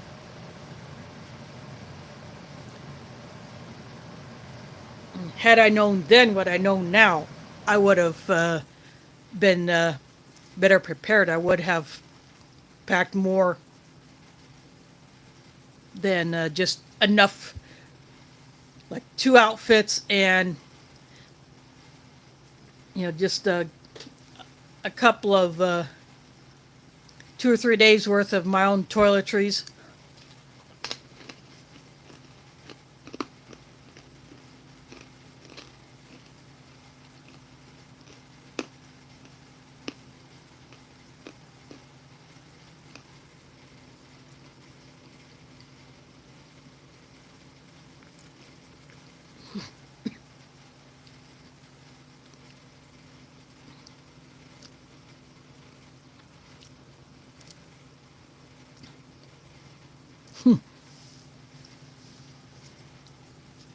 Yeah, those smart water bottles,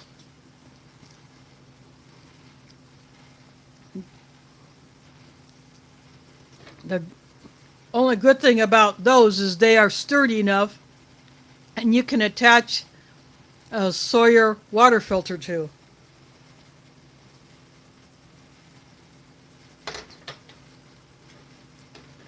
I think that's the only reason why some people buy them, is because they are sturdier bottles than those cheap crap ones you get in those multi-packs.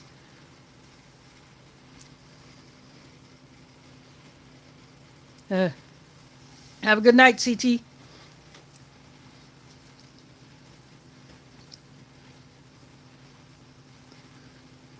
But I think you can do the same thing with the pop bottle. Say if you drain your Coke or Pepsi bottle or Mountain Dew or whatever it is, you could probably screw a Sawyer filter onto that.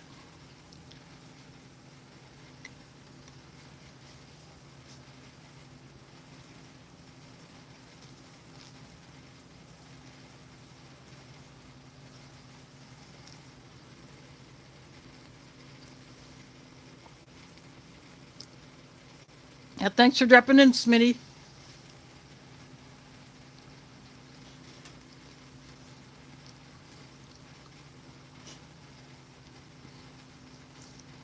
But I have another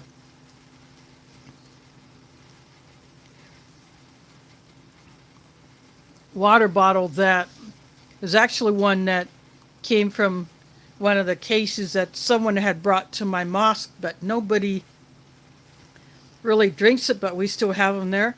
I'll get one of those. It's an electrolyte water. To me, it kind of tastes, if it's not cold, it tastes kind of soapy. But I'll still drink them, but the bottles are sturdy plastic.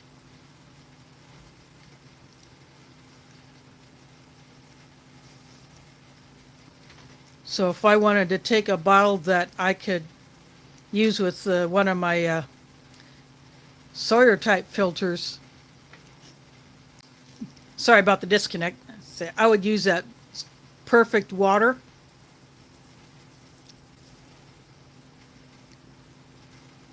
I've never seen it in a store. I've only seen these cases that someone had brought to the mosque that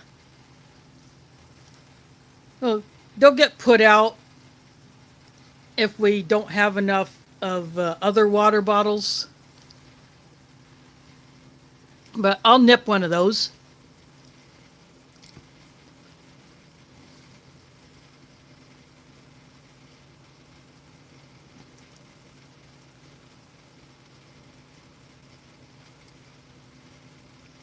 Now that sounds like a plan, LC.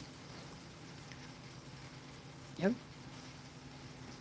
I've been used to eating late dinners. Yeah, when I was in Mexico, we didn't eat supper till between 8:30 and 9 o'clock at night. And of course, during Ramadan, when Ramadan happens during the summer, we don't eat till sometimes 9:30.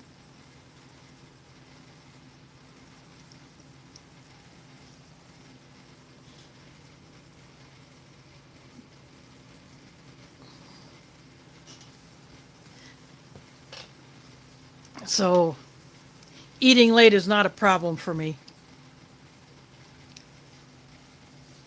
I just, as a general rule, don't do it. I mean, I might have a little bit of a snack later on, but I'm usually eating my supper between 5 and 6. Although I picked this time 7 Central for my streams.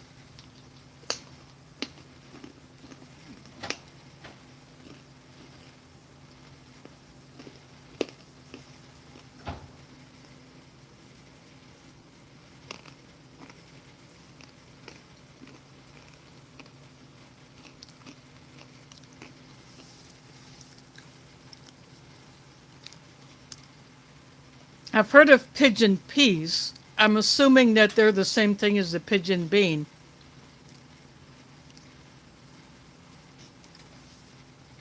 I think it looks kind of like a black-eyed pea.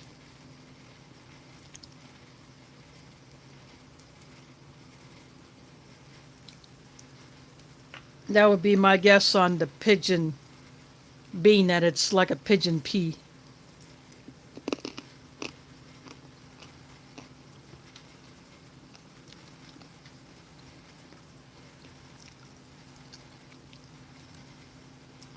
I've only seen them dried, not in a can.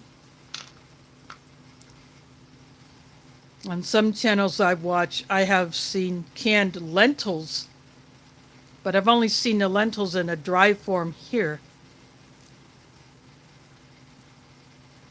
But lentils take such a short time to cook anyway.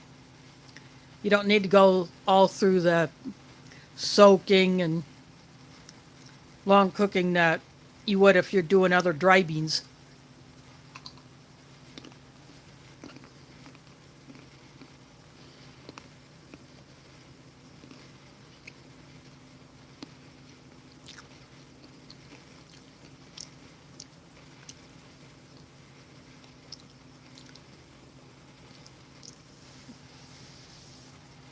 Now, yeah, else the others can see that.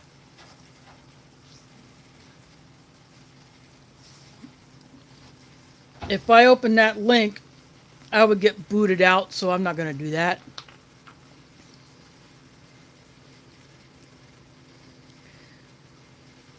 Yeah, so I do have lentils as well as a variety of other dry beans in my long-term food storage.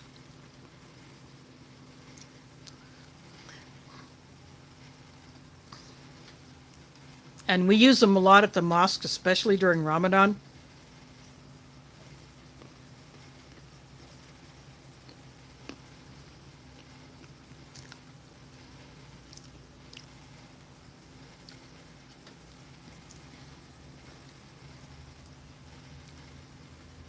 I should try to find dry lentils in like a number 10 can.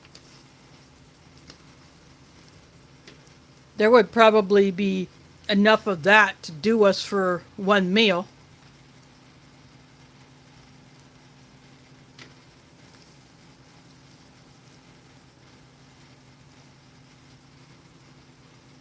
As a general rule, we probably do between 150 and 200 servings a night during Ramadan.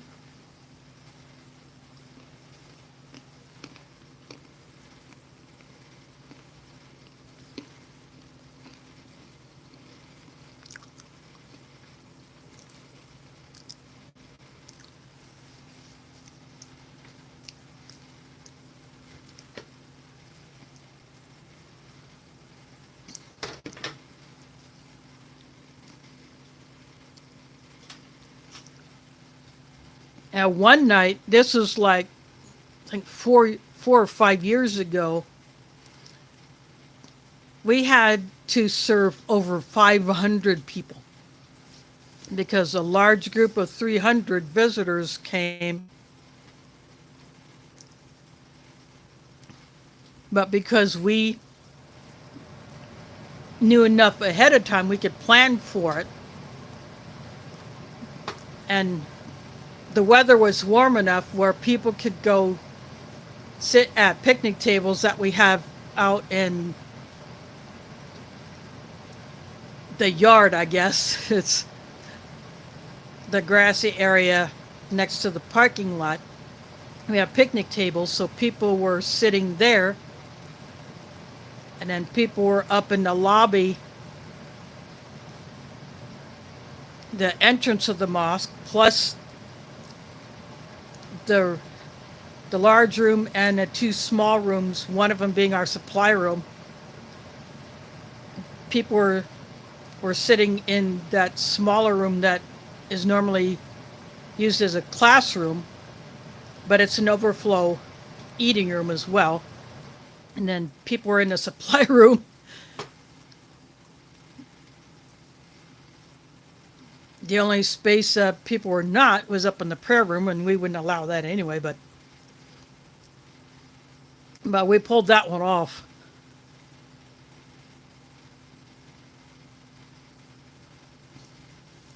So it was a bit stressful, but we pulled it off because we had planned for it.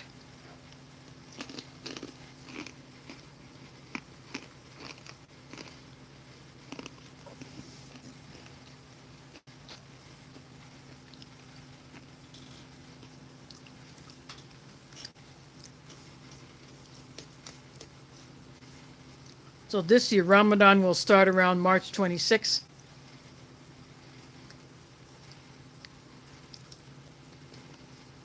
Yeah, it follows the lunar cycle.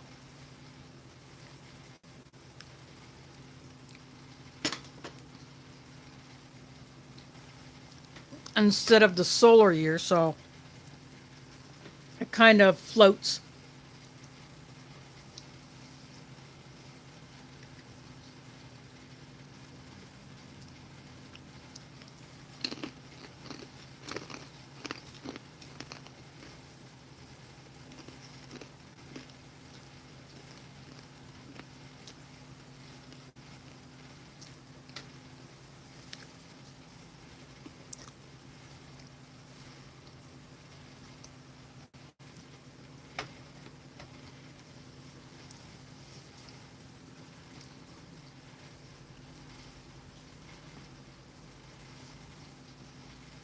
So once Ramadan starts, I will not be doing my Sunday streams. The only time I did that was when, in 2020, when everything was pretty much shut down. No one was even going to the mosque to pray.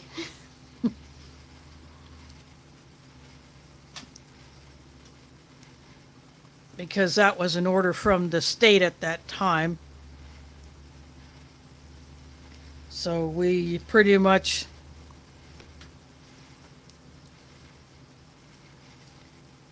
stuck to home.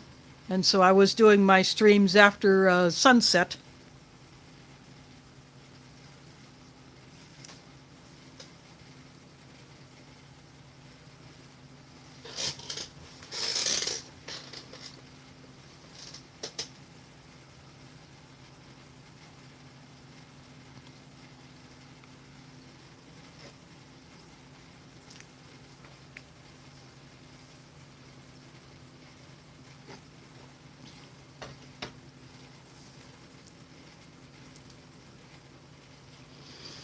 Yeah, when you live alone,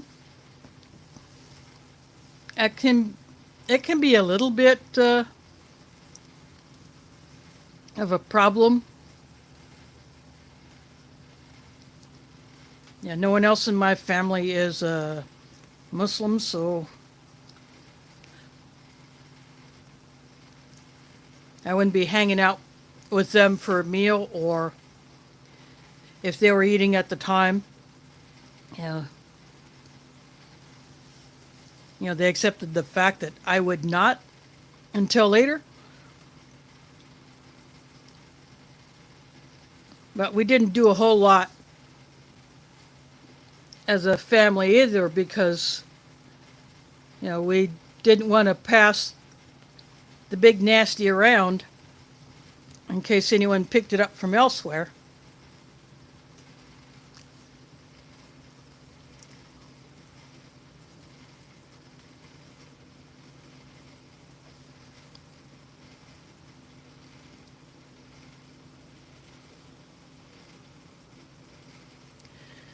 No doubt I'll see. Oops, sorry about that. Let me fix that. There we go.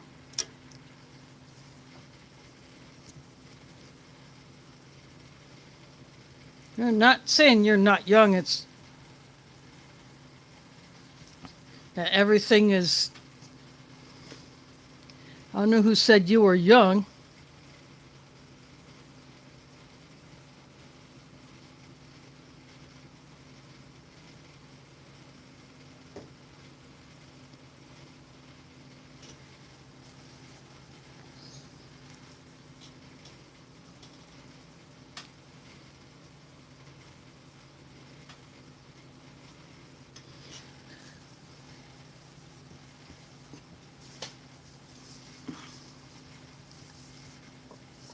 Yeah, I looked out of another window in the building last night and I could tell that the moon was getting close to being full.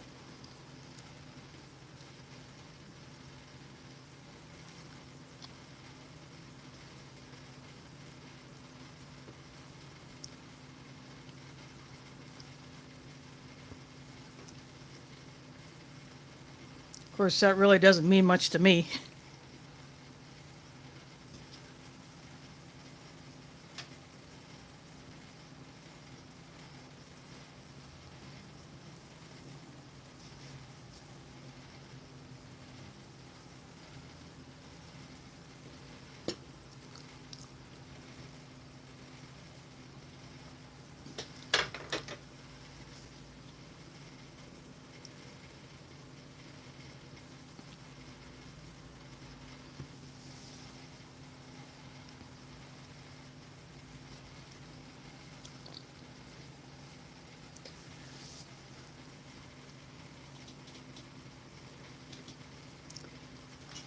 Well, that's cool.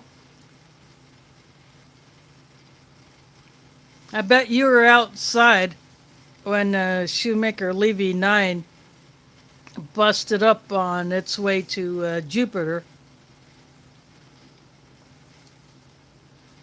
And if you had the right pair of extra eyeballs, you could have seen some of the pieces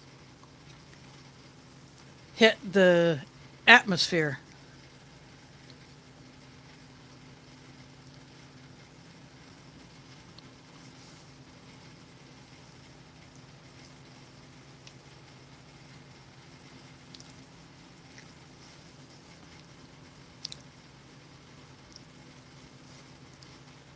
Several people had set up telescopes in one of the downtown plazas here in Des Moines, but because of the lights, the city lights, it was hard to see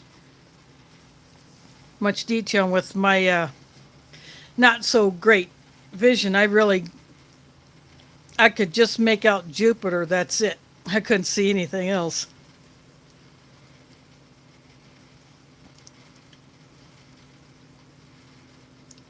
Yeah, that's one thing I do miss about being outside of the city. On those few times where I did live out in the country,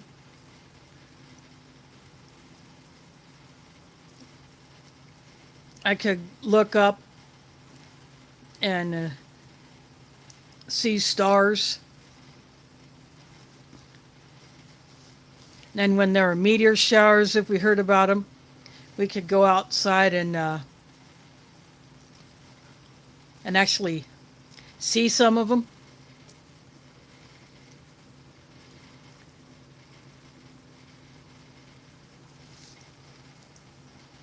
Yeah, the only time I get to go out of the city is when I'm going camping with other people. And we're not in a heavily used state or county park like where I go with my family.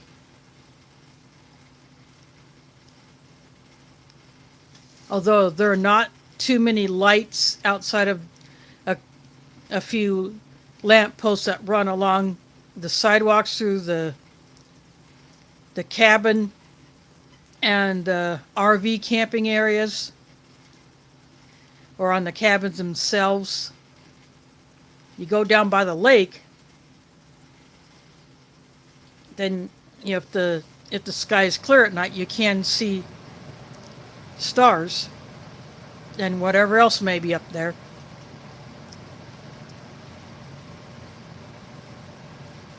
But when I'm in other places like private land where I've camped at 2 different private properties, if it was clear, we could look up and see all kinds of stars.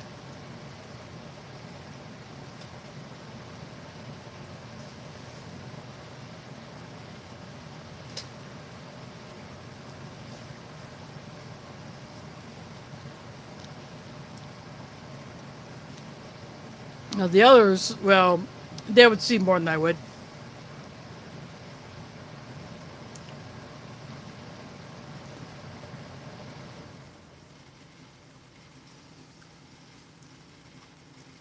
But I do enjoy that when I do get to go out of the city.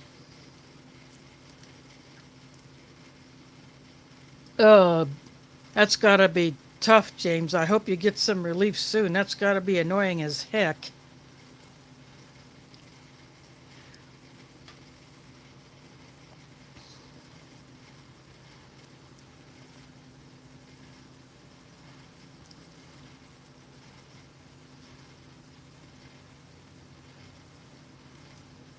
Yeah, I've been there, done that. Don't want to do it again.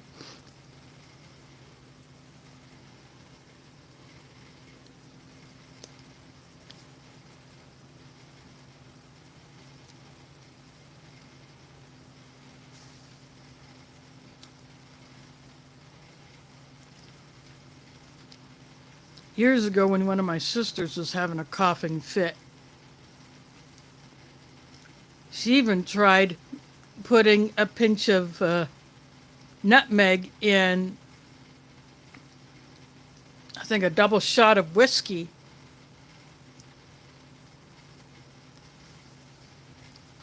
Because that was supposedly a way to cut down a cough, but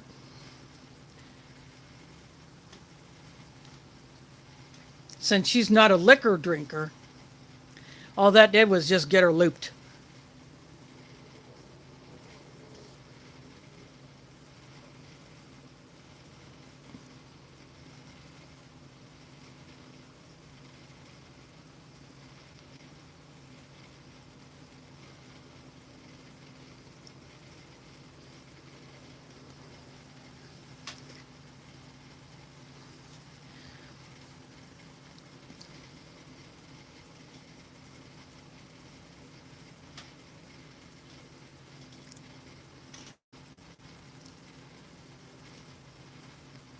Yeah, I think the broth would sound better than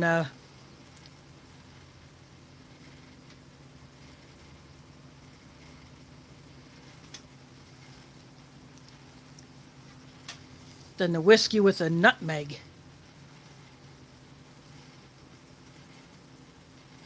Although I'm wondering if maybe brandy would have been a better choice.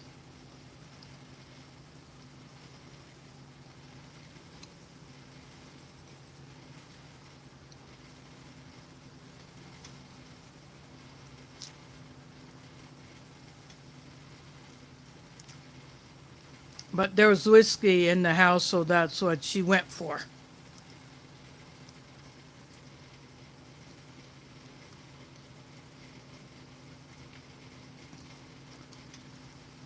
Yeah, you can buy low sodium uh, beef broth or beef bouillon or beef bone broth, or just make your own.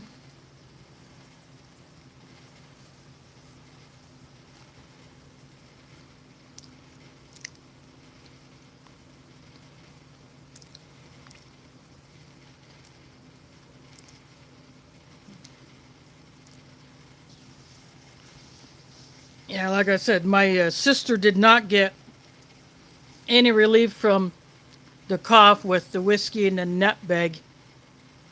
It tasted weird to her, and all it did was just get her looped. If she drinks, she would sooner settle for wine or wine cooler or something like that.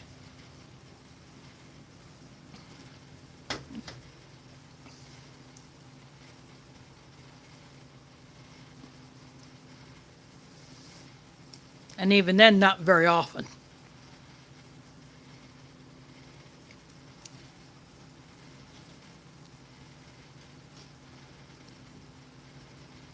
But personally, I'll stick to the honey.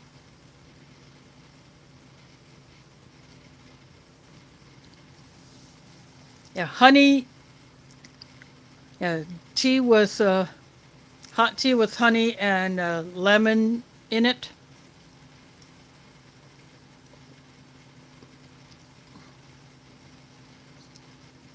I don't know if that would work, but it would be worth a try.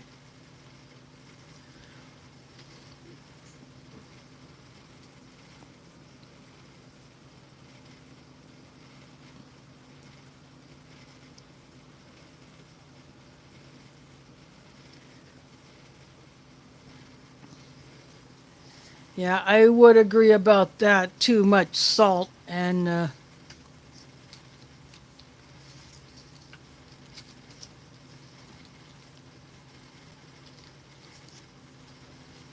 the only time I use salt is if I'm making something from scratch, and even then, not a whole lot.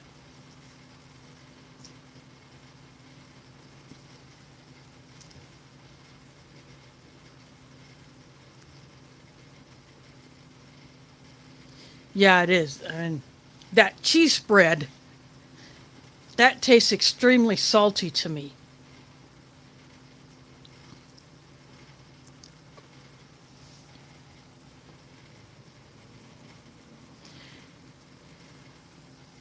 Yep. And when I'm cooking with salt, I would rather use my Himalayan pink salt.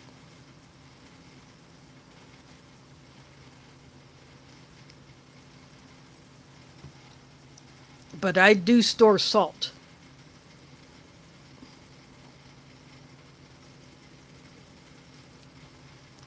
Yeah, I like sea salt too. But once I discovered that Himalayan pink salt,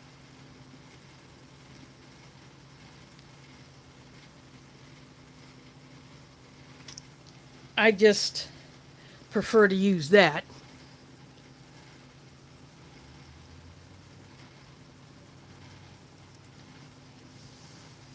But I store salt because if there comes a time where I can't go to a store and buy it, I have it.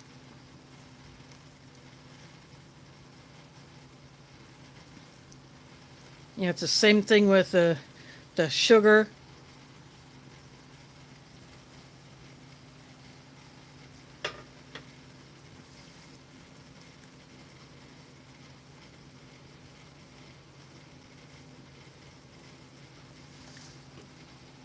Yeah, it would be nice to be able to have as more natural, but that's just not going to happen here in Iowa.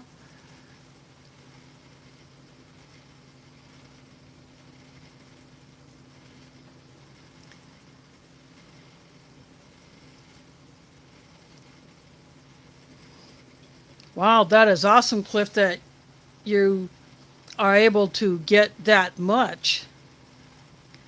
And if you get a little more, you can pack some away to store for emergency use.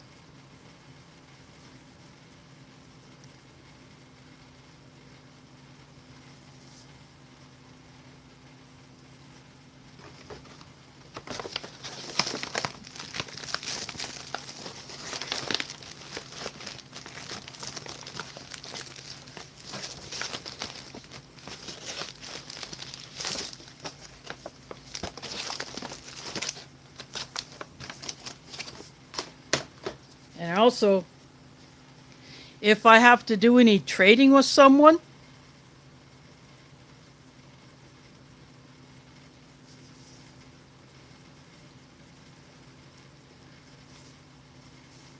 individual packets like this, or ones, say if I fill those little pill pouches that I get from Walgreens or Walmart, I could fill those little things up with a small amount of, say, salt or sugar or whatever. And I could use that as a trade item.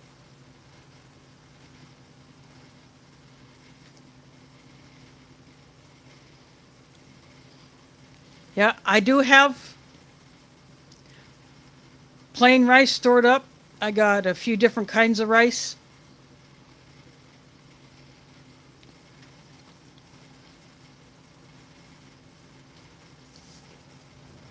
You know,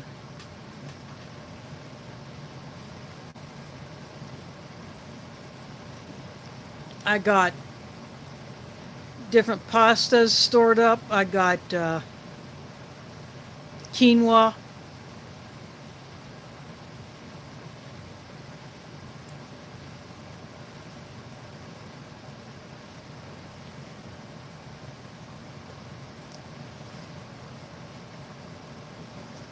So I got a variety of stuff like that stored up that I have bagged myself.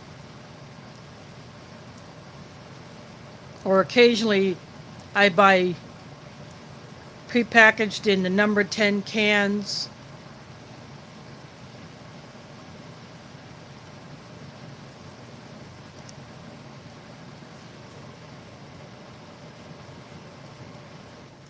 Yeah, that is a very, very good thing to do. So, and if you have a good variety in your food storage,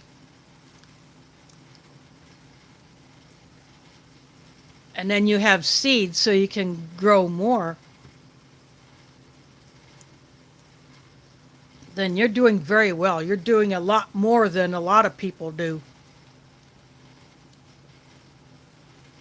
I know after the 2020 derecho that shredded a good chunk of Iowa, some of my friends here,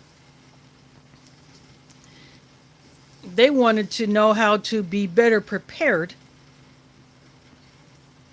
for things like that. So I would give them some simple advice like, just increase your food storage, have backup plans for power outages, store up some water. If you have any way to have a wood fire at home, store up some firewood. I even have it here in my apartment. I just have it hidden. I have a little twig stove that I have used on my deck. And then I have a little fold-up grill that I can put on a table. I have a steel table out there that I can put either my twig stove on or that little grill, and I can either cook on wood or charcoal. I have that stored up as well.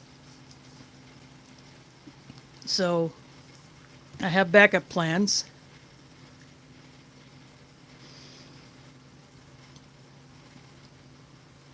And of course, now that I have my little buddy and two little green balls to go with it, I'm better prepared for a winter power outage than I have been before. But I only have two of those little green 1-pounders. I want to get a 10-pounder that I can conceal in my grocery hauler suitcase, that I can go buy in a store, put it in there, haul it home, and no one's the wiser. No one wouldn't, no one would know that I brought that thing up.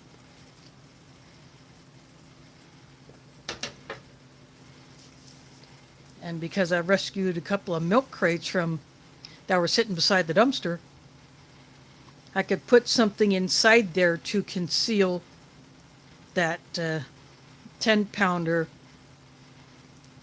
that I would put in it, and then I could store that out on a deck.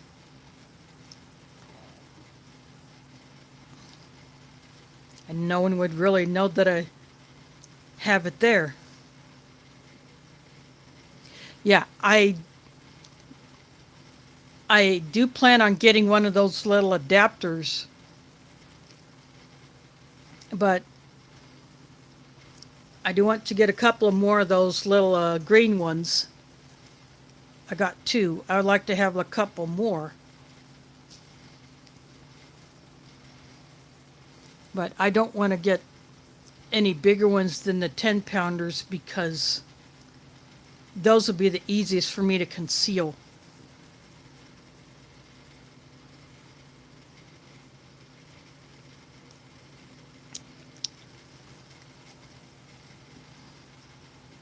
And my vintage Coleman stove that was given to me several years ago, when she gave it to me, it had a whole tank full of what's known as the white gas or the Coleman camp fuel. So that's full. And then I bought another can of that. So that's another backup I have. Plus I have my little pocket stove. And I have a homemade alcohol stove, and then I have a Trangia. So when it comes to, and then I have my little Esprit type ones that you put the solid fuel cubes in it. There are different brands of those, not just the Esprit. Coghlan's makes some. I have the ones that come in Russian and French and Lithuanian rations. I have those, so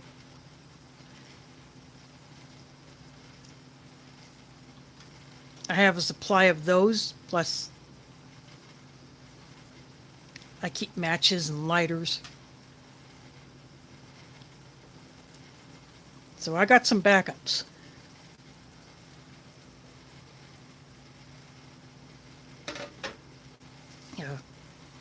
I have my two small power stations. I wouldn't use anything bigger than a laptop on it, but I can use it to charge up my rechargeable lights. I can use it to run either of my two USB powered fans in the summer.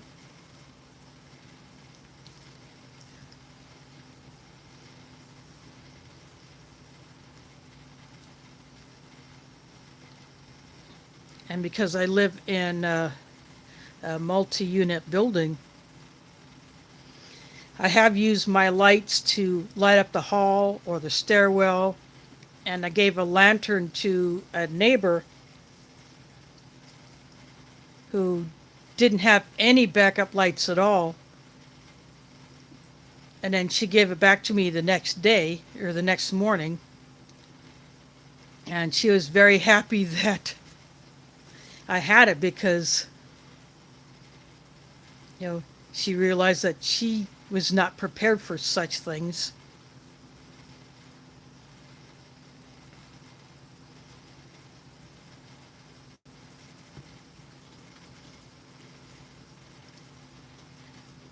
And I could light up, I could shine a light out into a parking lot or whatever.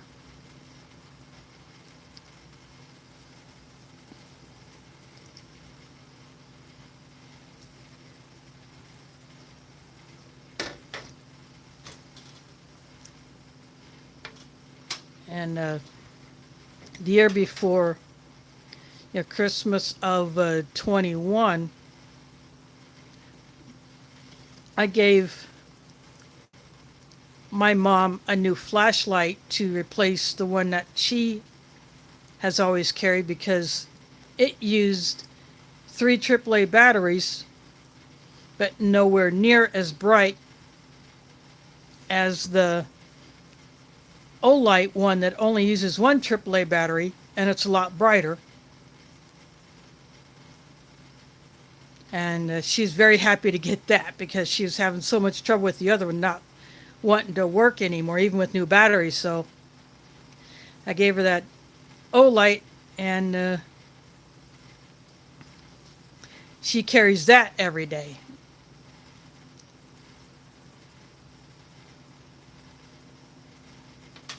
When she does go out, otherwise it's on her nightstand at night, so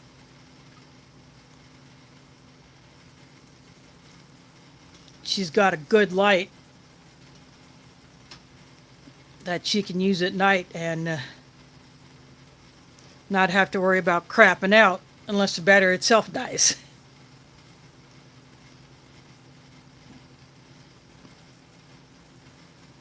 And because it only uses 1 AAA instead of 3 and still has better light output, that saves her in the long run because she won't be going through batteries as fast.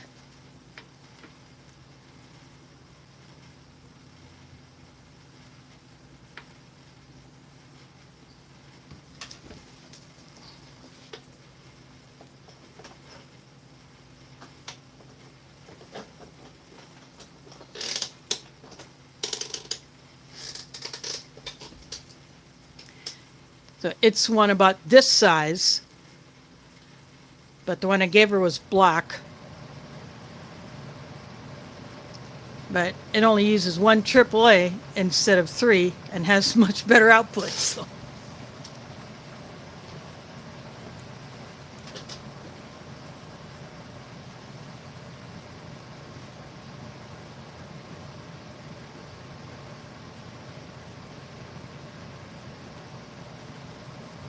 So it's just one thing I do to help her be better prepared, even if it's just something as simple as that.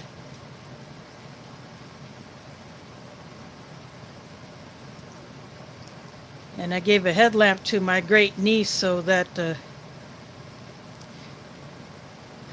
she could have an extra light. She is into the outdoors, and she liked seeing me with my headlamp at camp, so I thought, she's getting old enough. She doesn't need those stupid kid lights anymore, so I gave her a headlamp, and I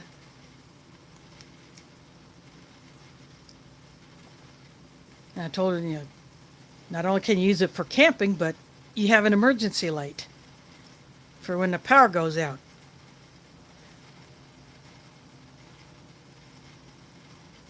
So if I can at least get her on board with being a little bit better prepared at her tender age. Now she'll be 12 in a couple of months.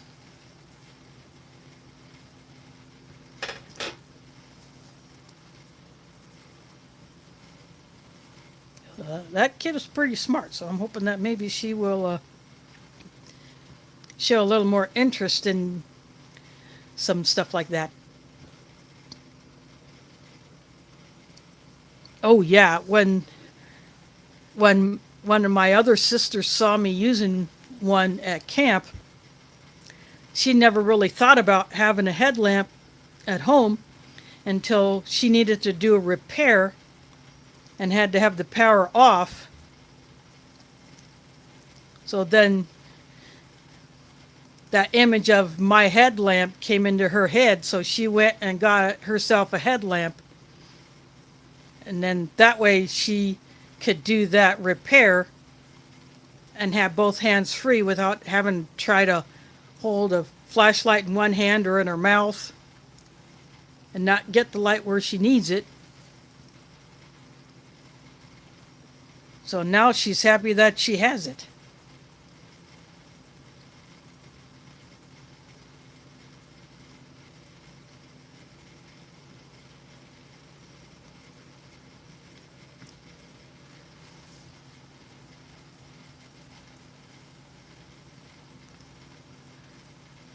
Now we get a little bit more than that down here. Sunset is after almost like 5:03.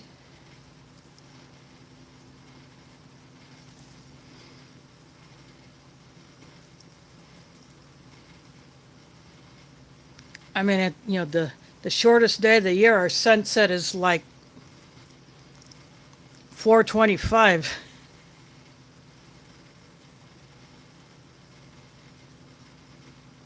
I think that's what it was. Yeah, it's nice to have a little bit more light. Now I'm just sick of the stupid time change. I hope once we change it back to what's erroneously called daylight saving,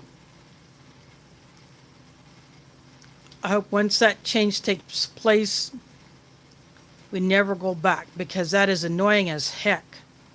It's outlived its usefulness.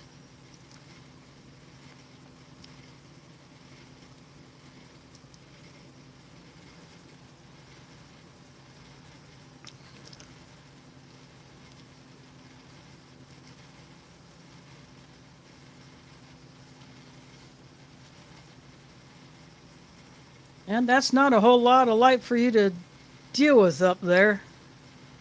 But you make it work.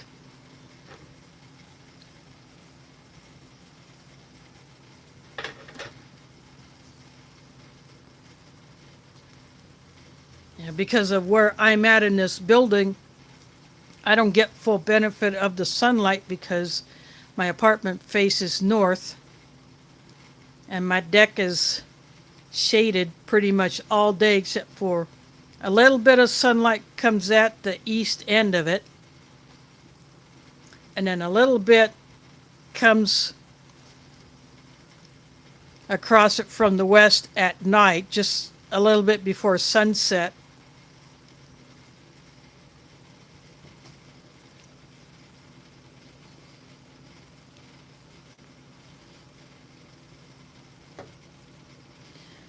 Nothing wrong with that.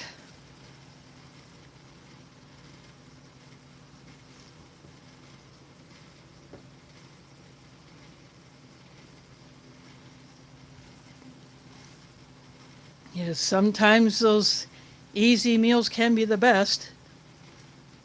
Of course, now that I have an Instapot, I need to come up with some ideas for that. It's the Instapot Duo.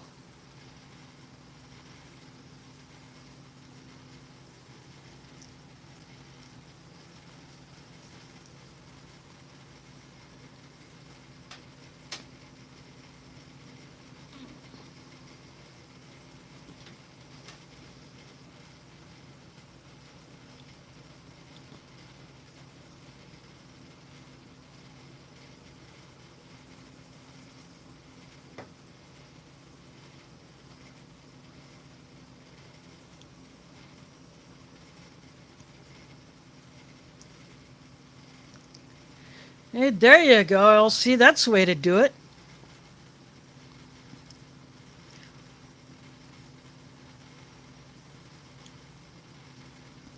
Sometimes it's more fun to just pull random things out,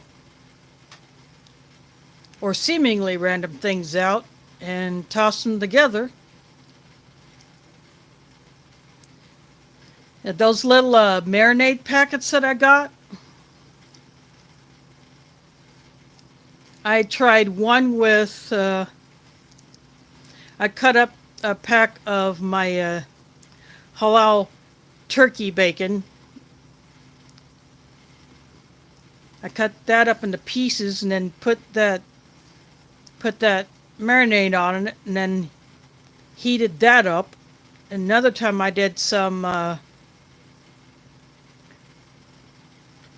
had some seasoned beef, and I put that on there and just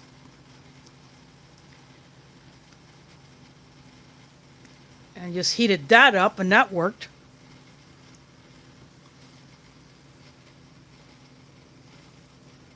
And I put it over rice or noodles or potatoes or pasta.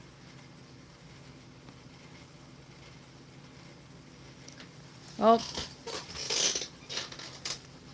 I like to call it professional curiosity, or it was at the time. I was working as a home health aide, and yes, I did it all by bus, which is very difficult, but I did it. You know, traveling the city, I'd seen Muslims going about their day just doing what everybody else does: go to work, go to school, go shopping, go to medical appointments. And I was thinking to myself, if I was assigned a Muslim client, how could I provide their care in a way that respects their religion? So I just decided to start digging. And so I just did some research. I did not tell the boss about it because I figured it's my time, it's my business. They don't need to know squat about that. But then I lost that job through no fault of my own. But I liked what I was picking up,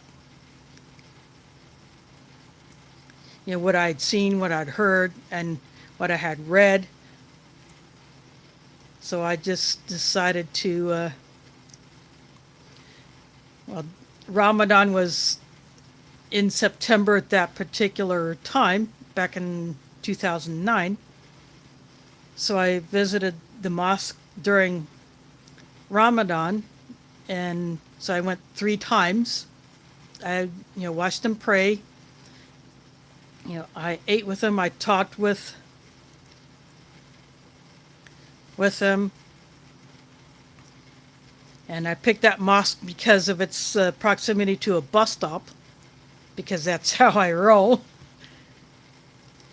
And I decided, I think this is what I need to be doing. And so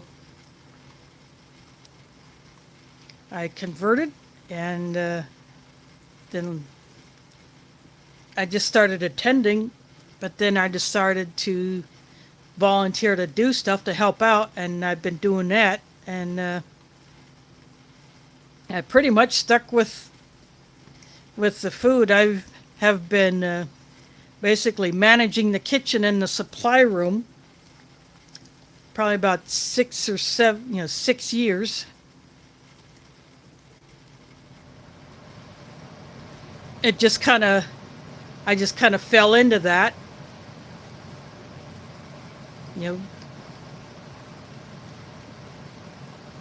I worked in a restaurant at one time, and a couple of different youth camp kitchens.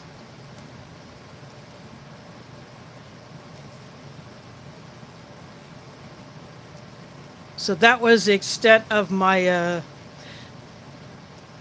commercial kitchen experience, but it just kind of fell in to place, with me being there every time. I've gotten to know how things work. when you get different people coming in at different times to cook a meal, they may not know where everything is, but because I'm in there all the time and I've got things set up to be as efficient as possible, considering the space that we have to work with, and all of the items that we have, it just kind of fell into place.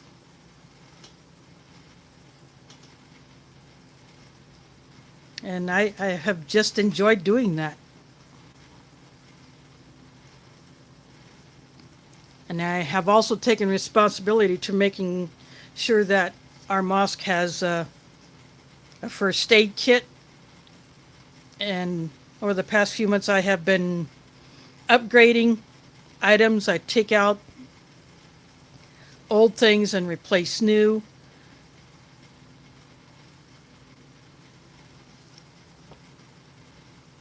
And I'm waiting on another item to come in that I have ordered that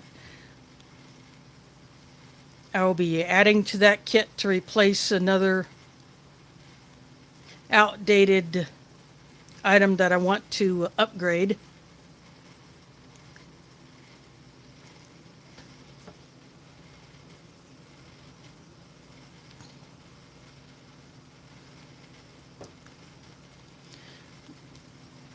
Well, my favorite childhood meal that we had,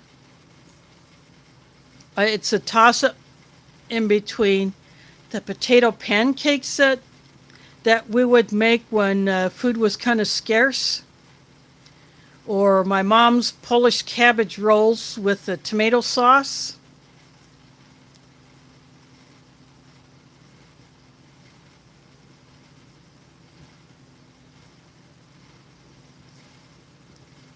Or a deep fried smelt.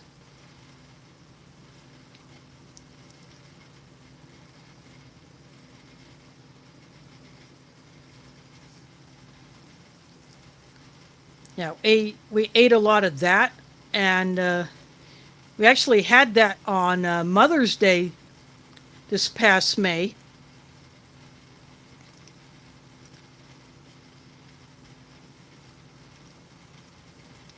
Two of my sisters bought packs of them from whatever store that they can get smelt from. So we had 3 packs, and we cooked all 3, and we ate it all. If you're not familiar with smelt, it's about the size of a sardine or maybe a mackerel.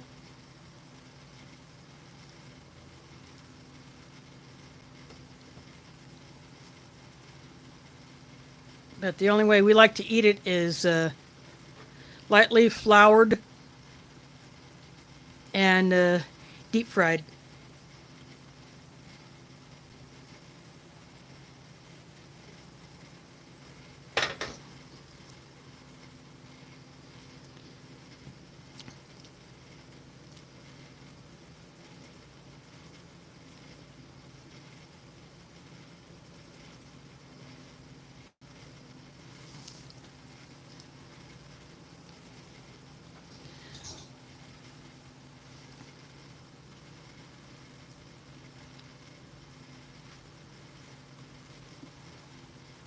I'm not familiar with hooligan referred to for a fish, but in one of I think the last Polish ration that I had sprats, a can of sprats, and they're sort of like a sardine.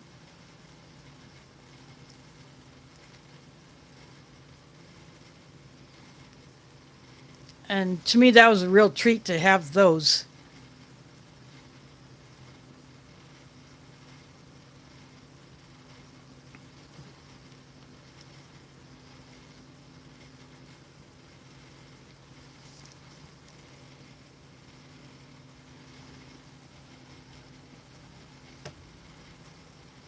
But since then, I've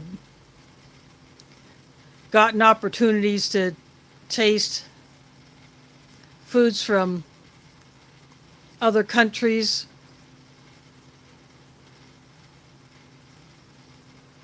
And years ago, there was a Korean restaurant here in town, and I had discovered it, and I had never tried kimchi, so I got an order of kimchi,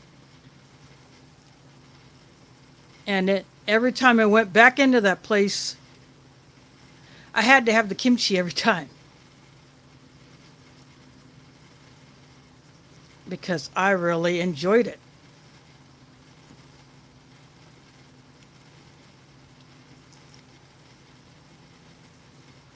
But I do like different Asian cuisines.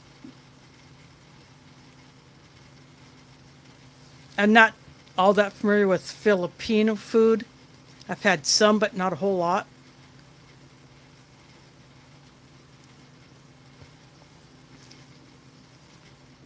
I've had some Japanese, but not a whole lot. Vietnamese food I've had some, and there are some places here that have really good Vietnamese food.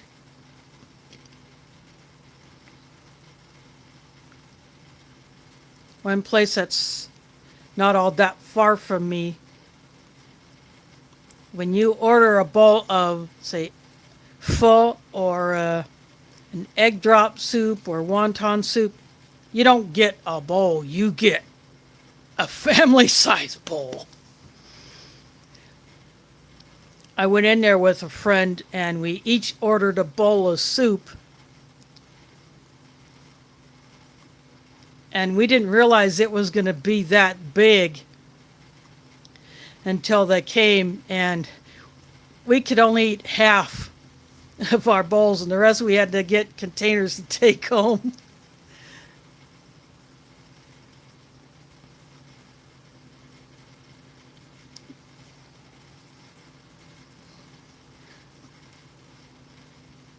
But they do a variety of Asian cuisines in that place. But I will go for the pho more than any of the others because it's just that good. But since I've gotten into some Middle Eastern food and some Indian food and some African food, I really have gotten to like that.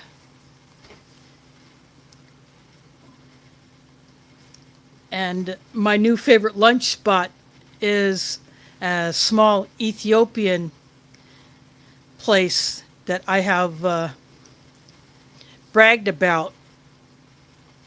I keep getting gift cards for it.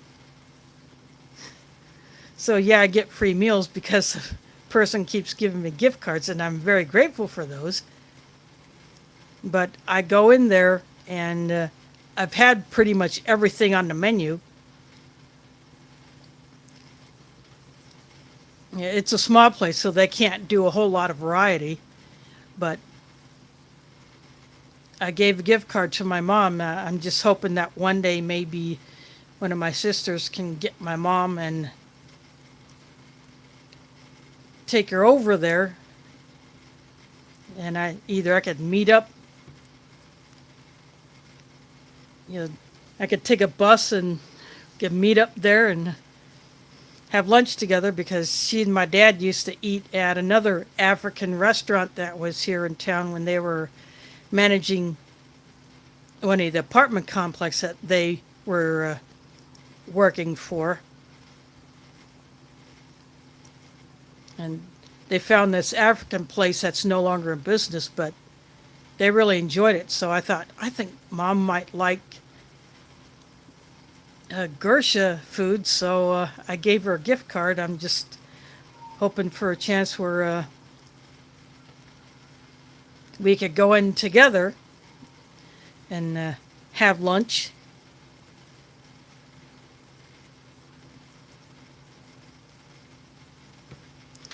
But I don't think, and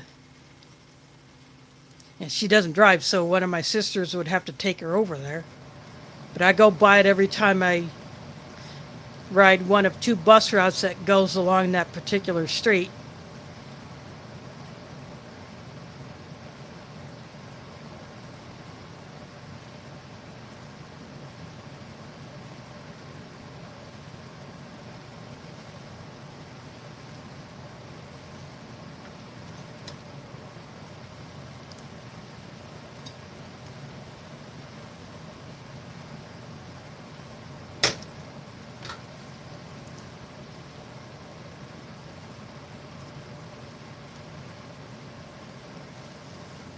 But at that time I gave it to her, she was still in a rehab center. She was supposed to be released earlier, but then she got the big nasty and had to stay there for a little while longer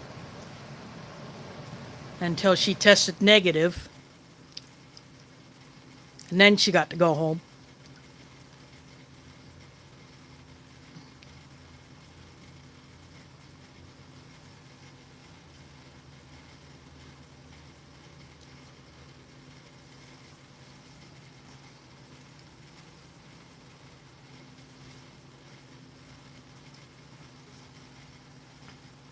But we'll work that out with getting my mom there so she can use that card.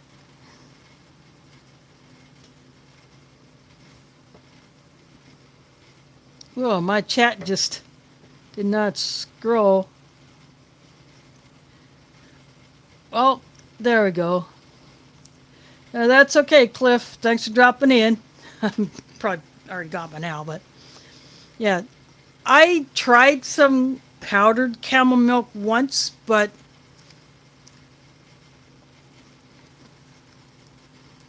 I might not have mixed it correctly. I used the right amount of water, but I used cold water, and it did not mix very well, so it was a bit clumpy.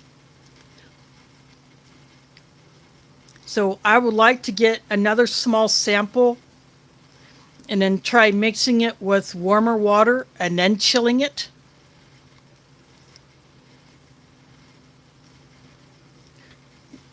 So I don't think I got the full flavor profile of it because I was still getting clumps of the powder.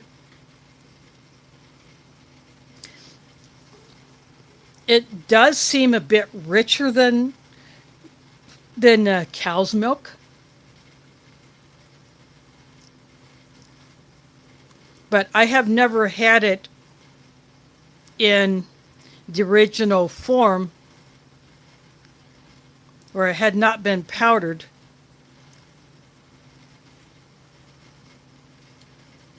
And I have not been able to find it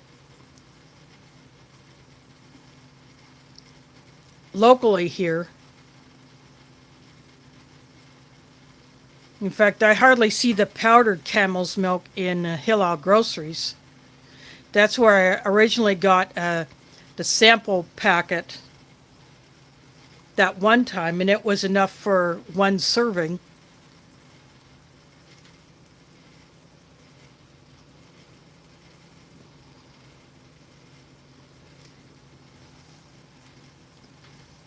But I think it would probably taste even richer than buffalo milk, although I'm pretty sure that's probably rich enough.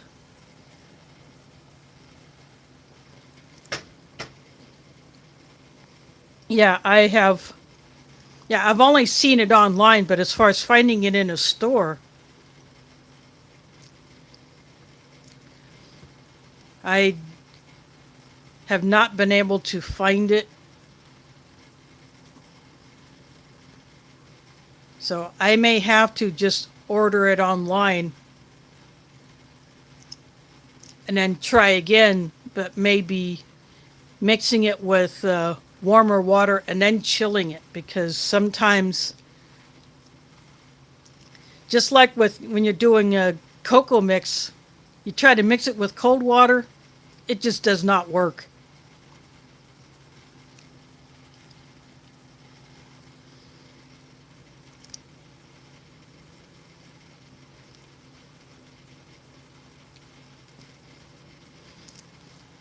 Yeah, that would have to be a special treat to get something like that.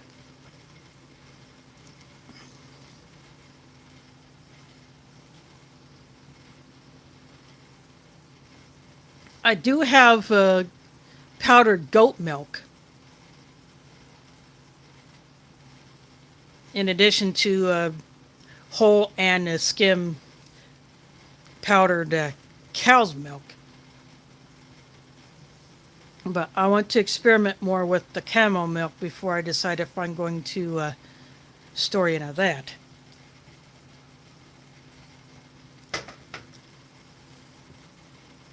But if I can get another small packet of the powder, I'll try it with warmer milk and see how that works.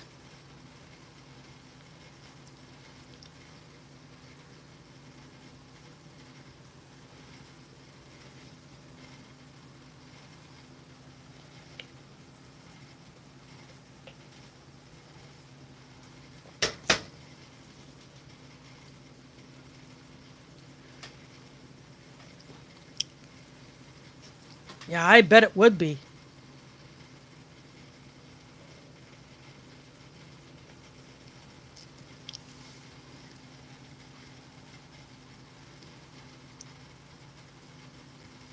Now, I have tried several goat cheeses that I have really enjoyed.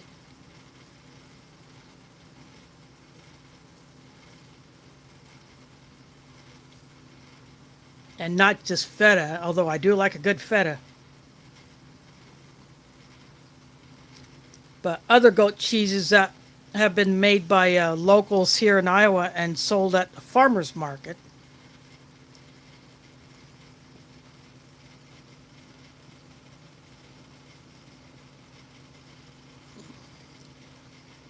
Well, that's a good thing to do. In fact, I was looking at Amazon to check the status of an order. I was checking the status of my cat food order, and it was suggesting to me goat milk baby formula.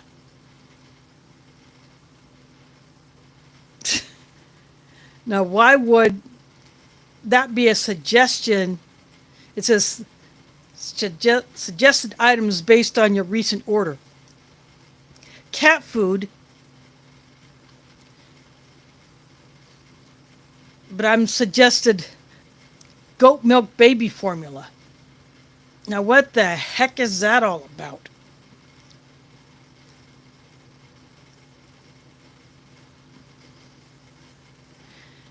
Now, if I had bought a baby related item, yeah, I could see them suggesting that, but cat food?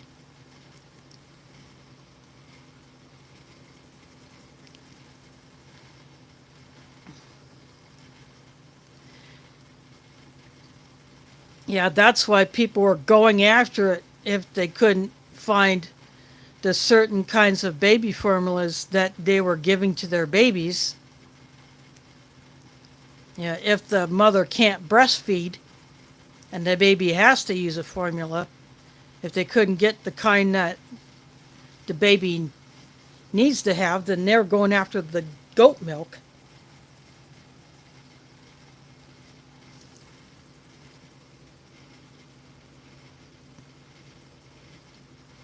Yeah, that's why people are going after the goat milk. And I think people are still going after it. But now there's a goat milk baby formula that is available on Amazon. But do I have a need for it? No.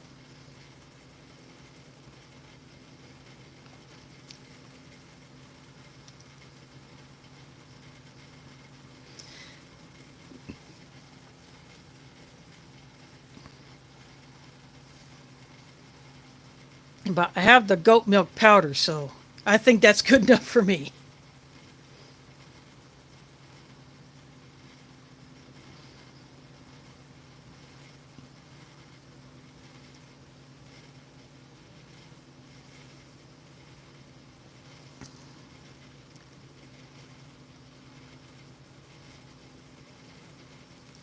I don't know who Pink is. Must be someone else. My cat is Pumpkin.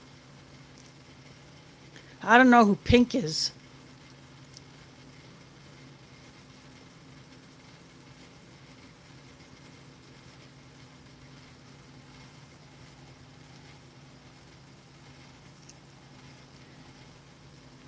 She was never given anything like that by the people I got her from, so I don't think I'm going to risk that.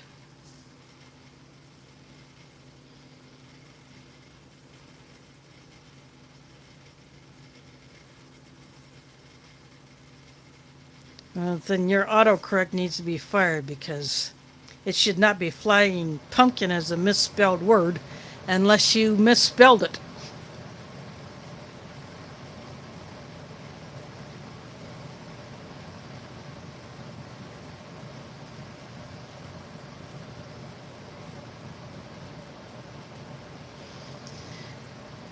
Ooh, I've been on here over 3 hours. And I finished the coffee.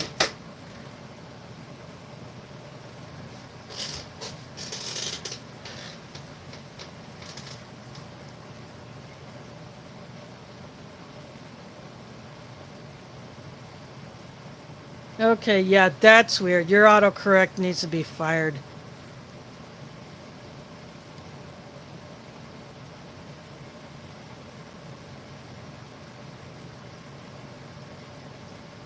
I would be turning that bugger off if you have the ability to.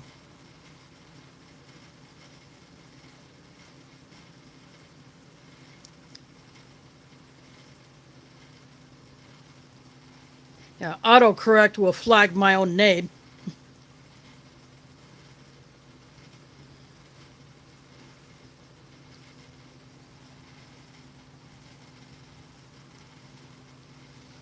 On a previous phone I had that this Revel 5G replaced, it would try to change if I would be typing Des Moines, the name of my city, it would want to try to change it until I figured out how to disable that.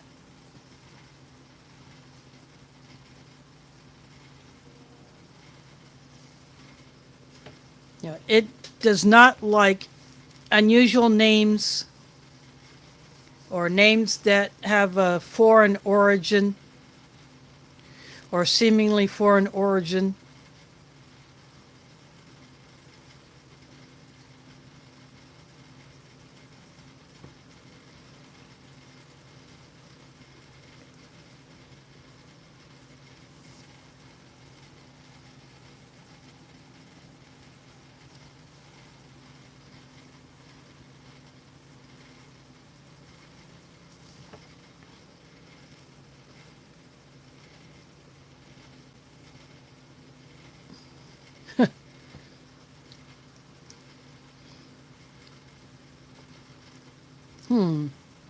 Maybe you downloaded the Dutch language when you were looking.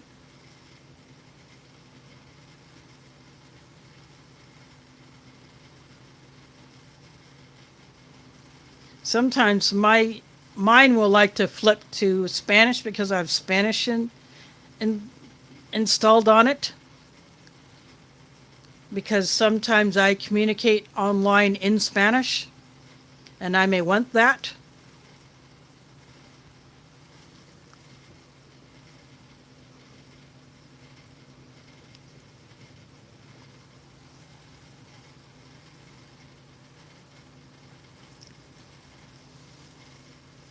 I also put Arabic on there, even though I'm not very good with it. And just because I'm Polish, I put Polish on there.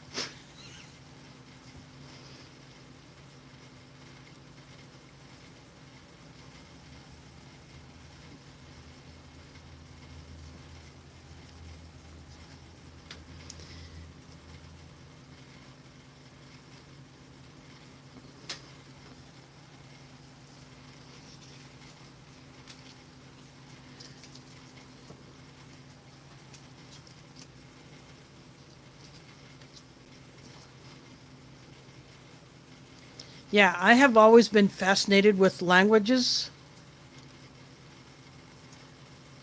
Having heard Polish when I was growing up, and then the local PBS station was running these little lessons in the Russian language, so I watched that. And then when I got to high school, I went after Spanish, but my high school dropped third year Spanish, so I couldn't continue it as a senior. But I was suggested to go to the junior high school in town to take first year French. So I thought, okay, I could deal with this.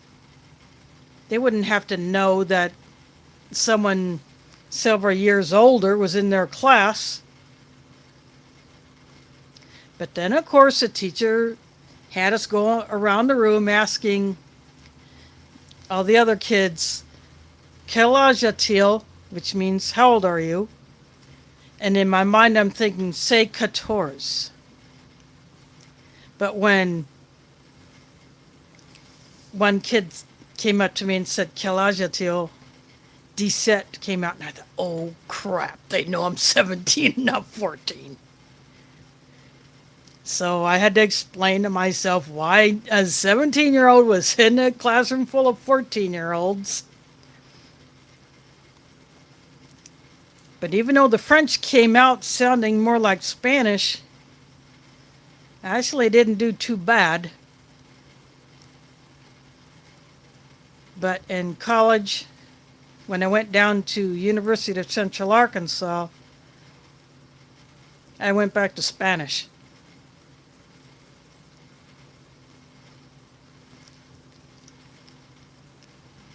But then in my second to last semester I was there, one of the philosophy professors who had been studying Russian on his own wanted to put together a little study group just for fun. It wasn't an officially recognized class, just something that he wanted to do for anyone who was interested. About 7 of us started out,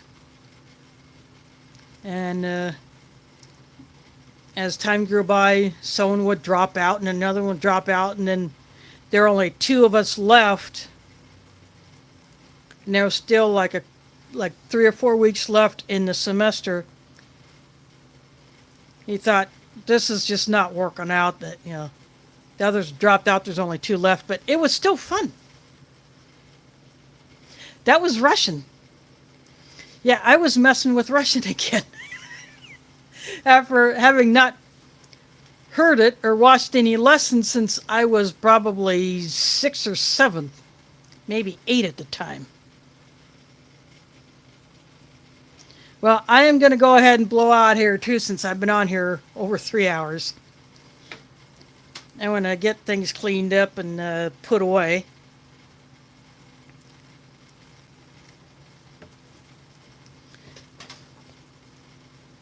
So I do want to thank everybody who did come in and hang out for a while.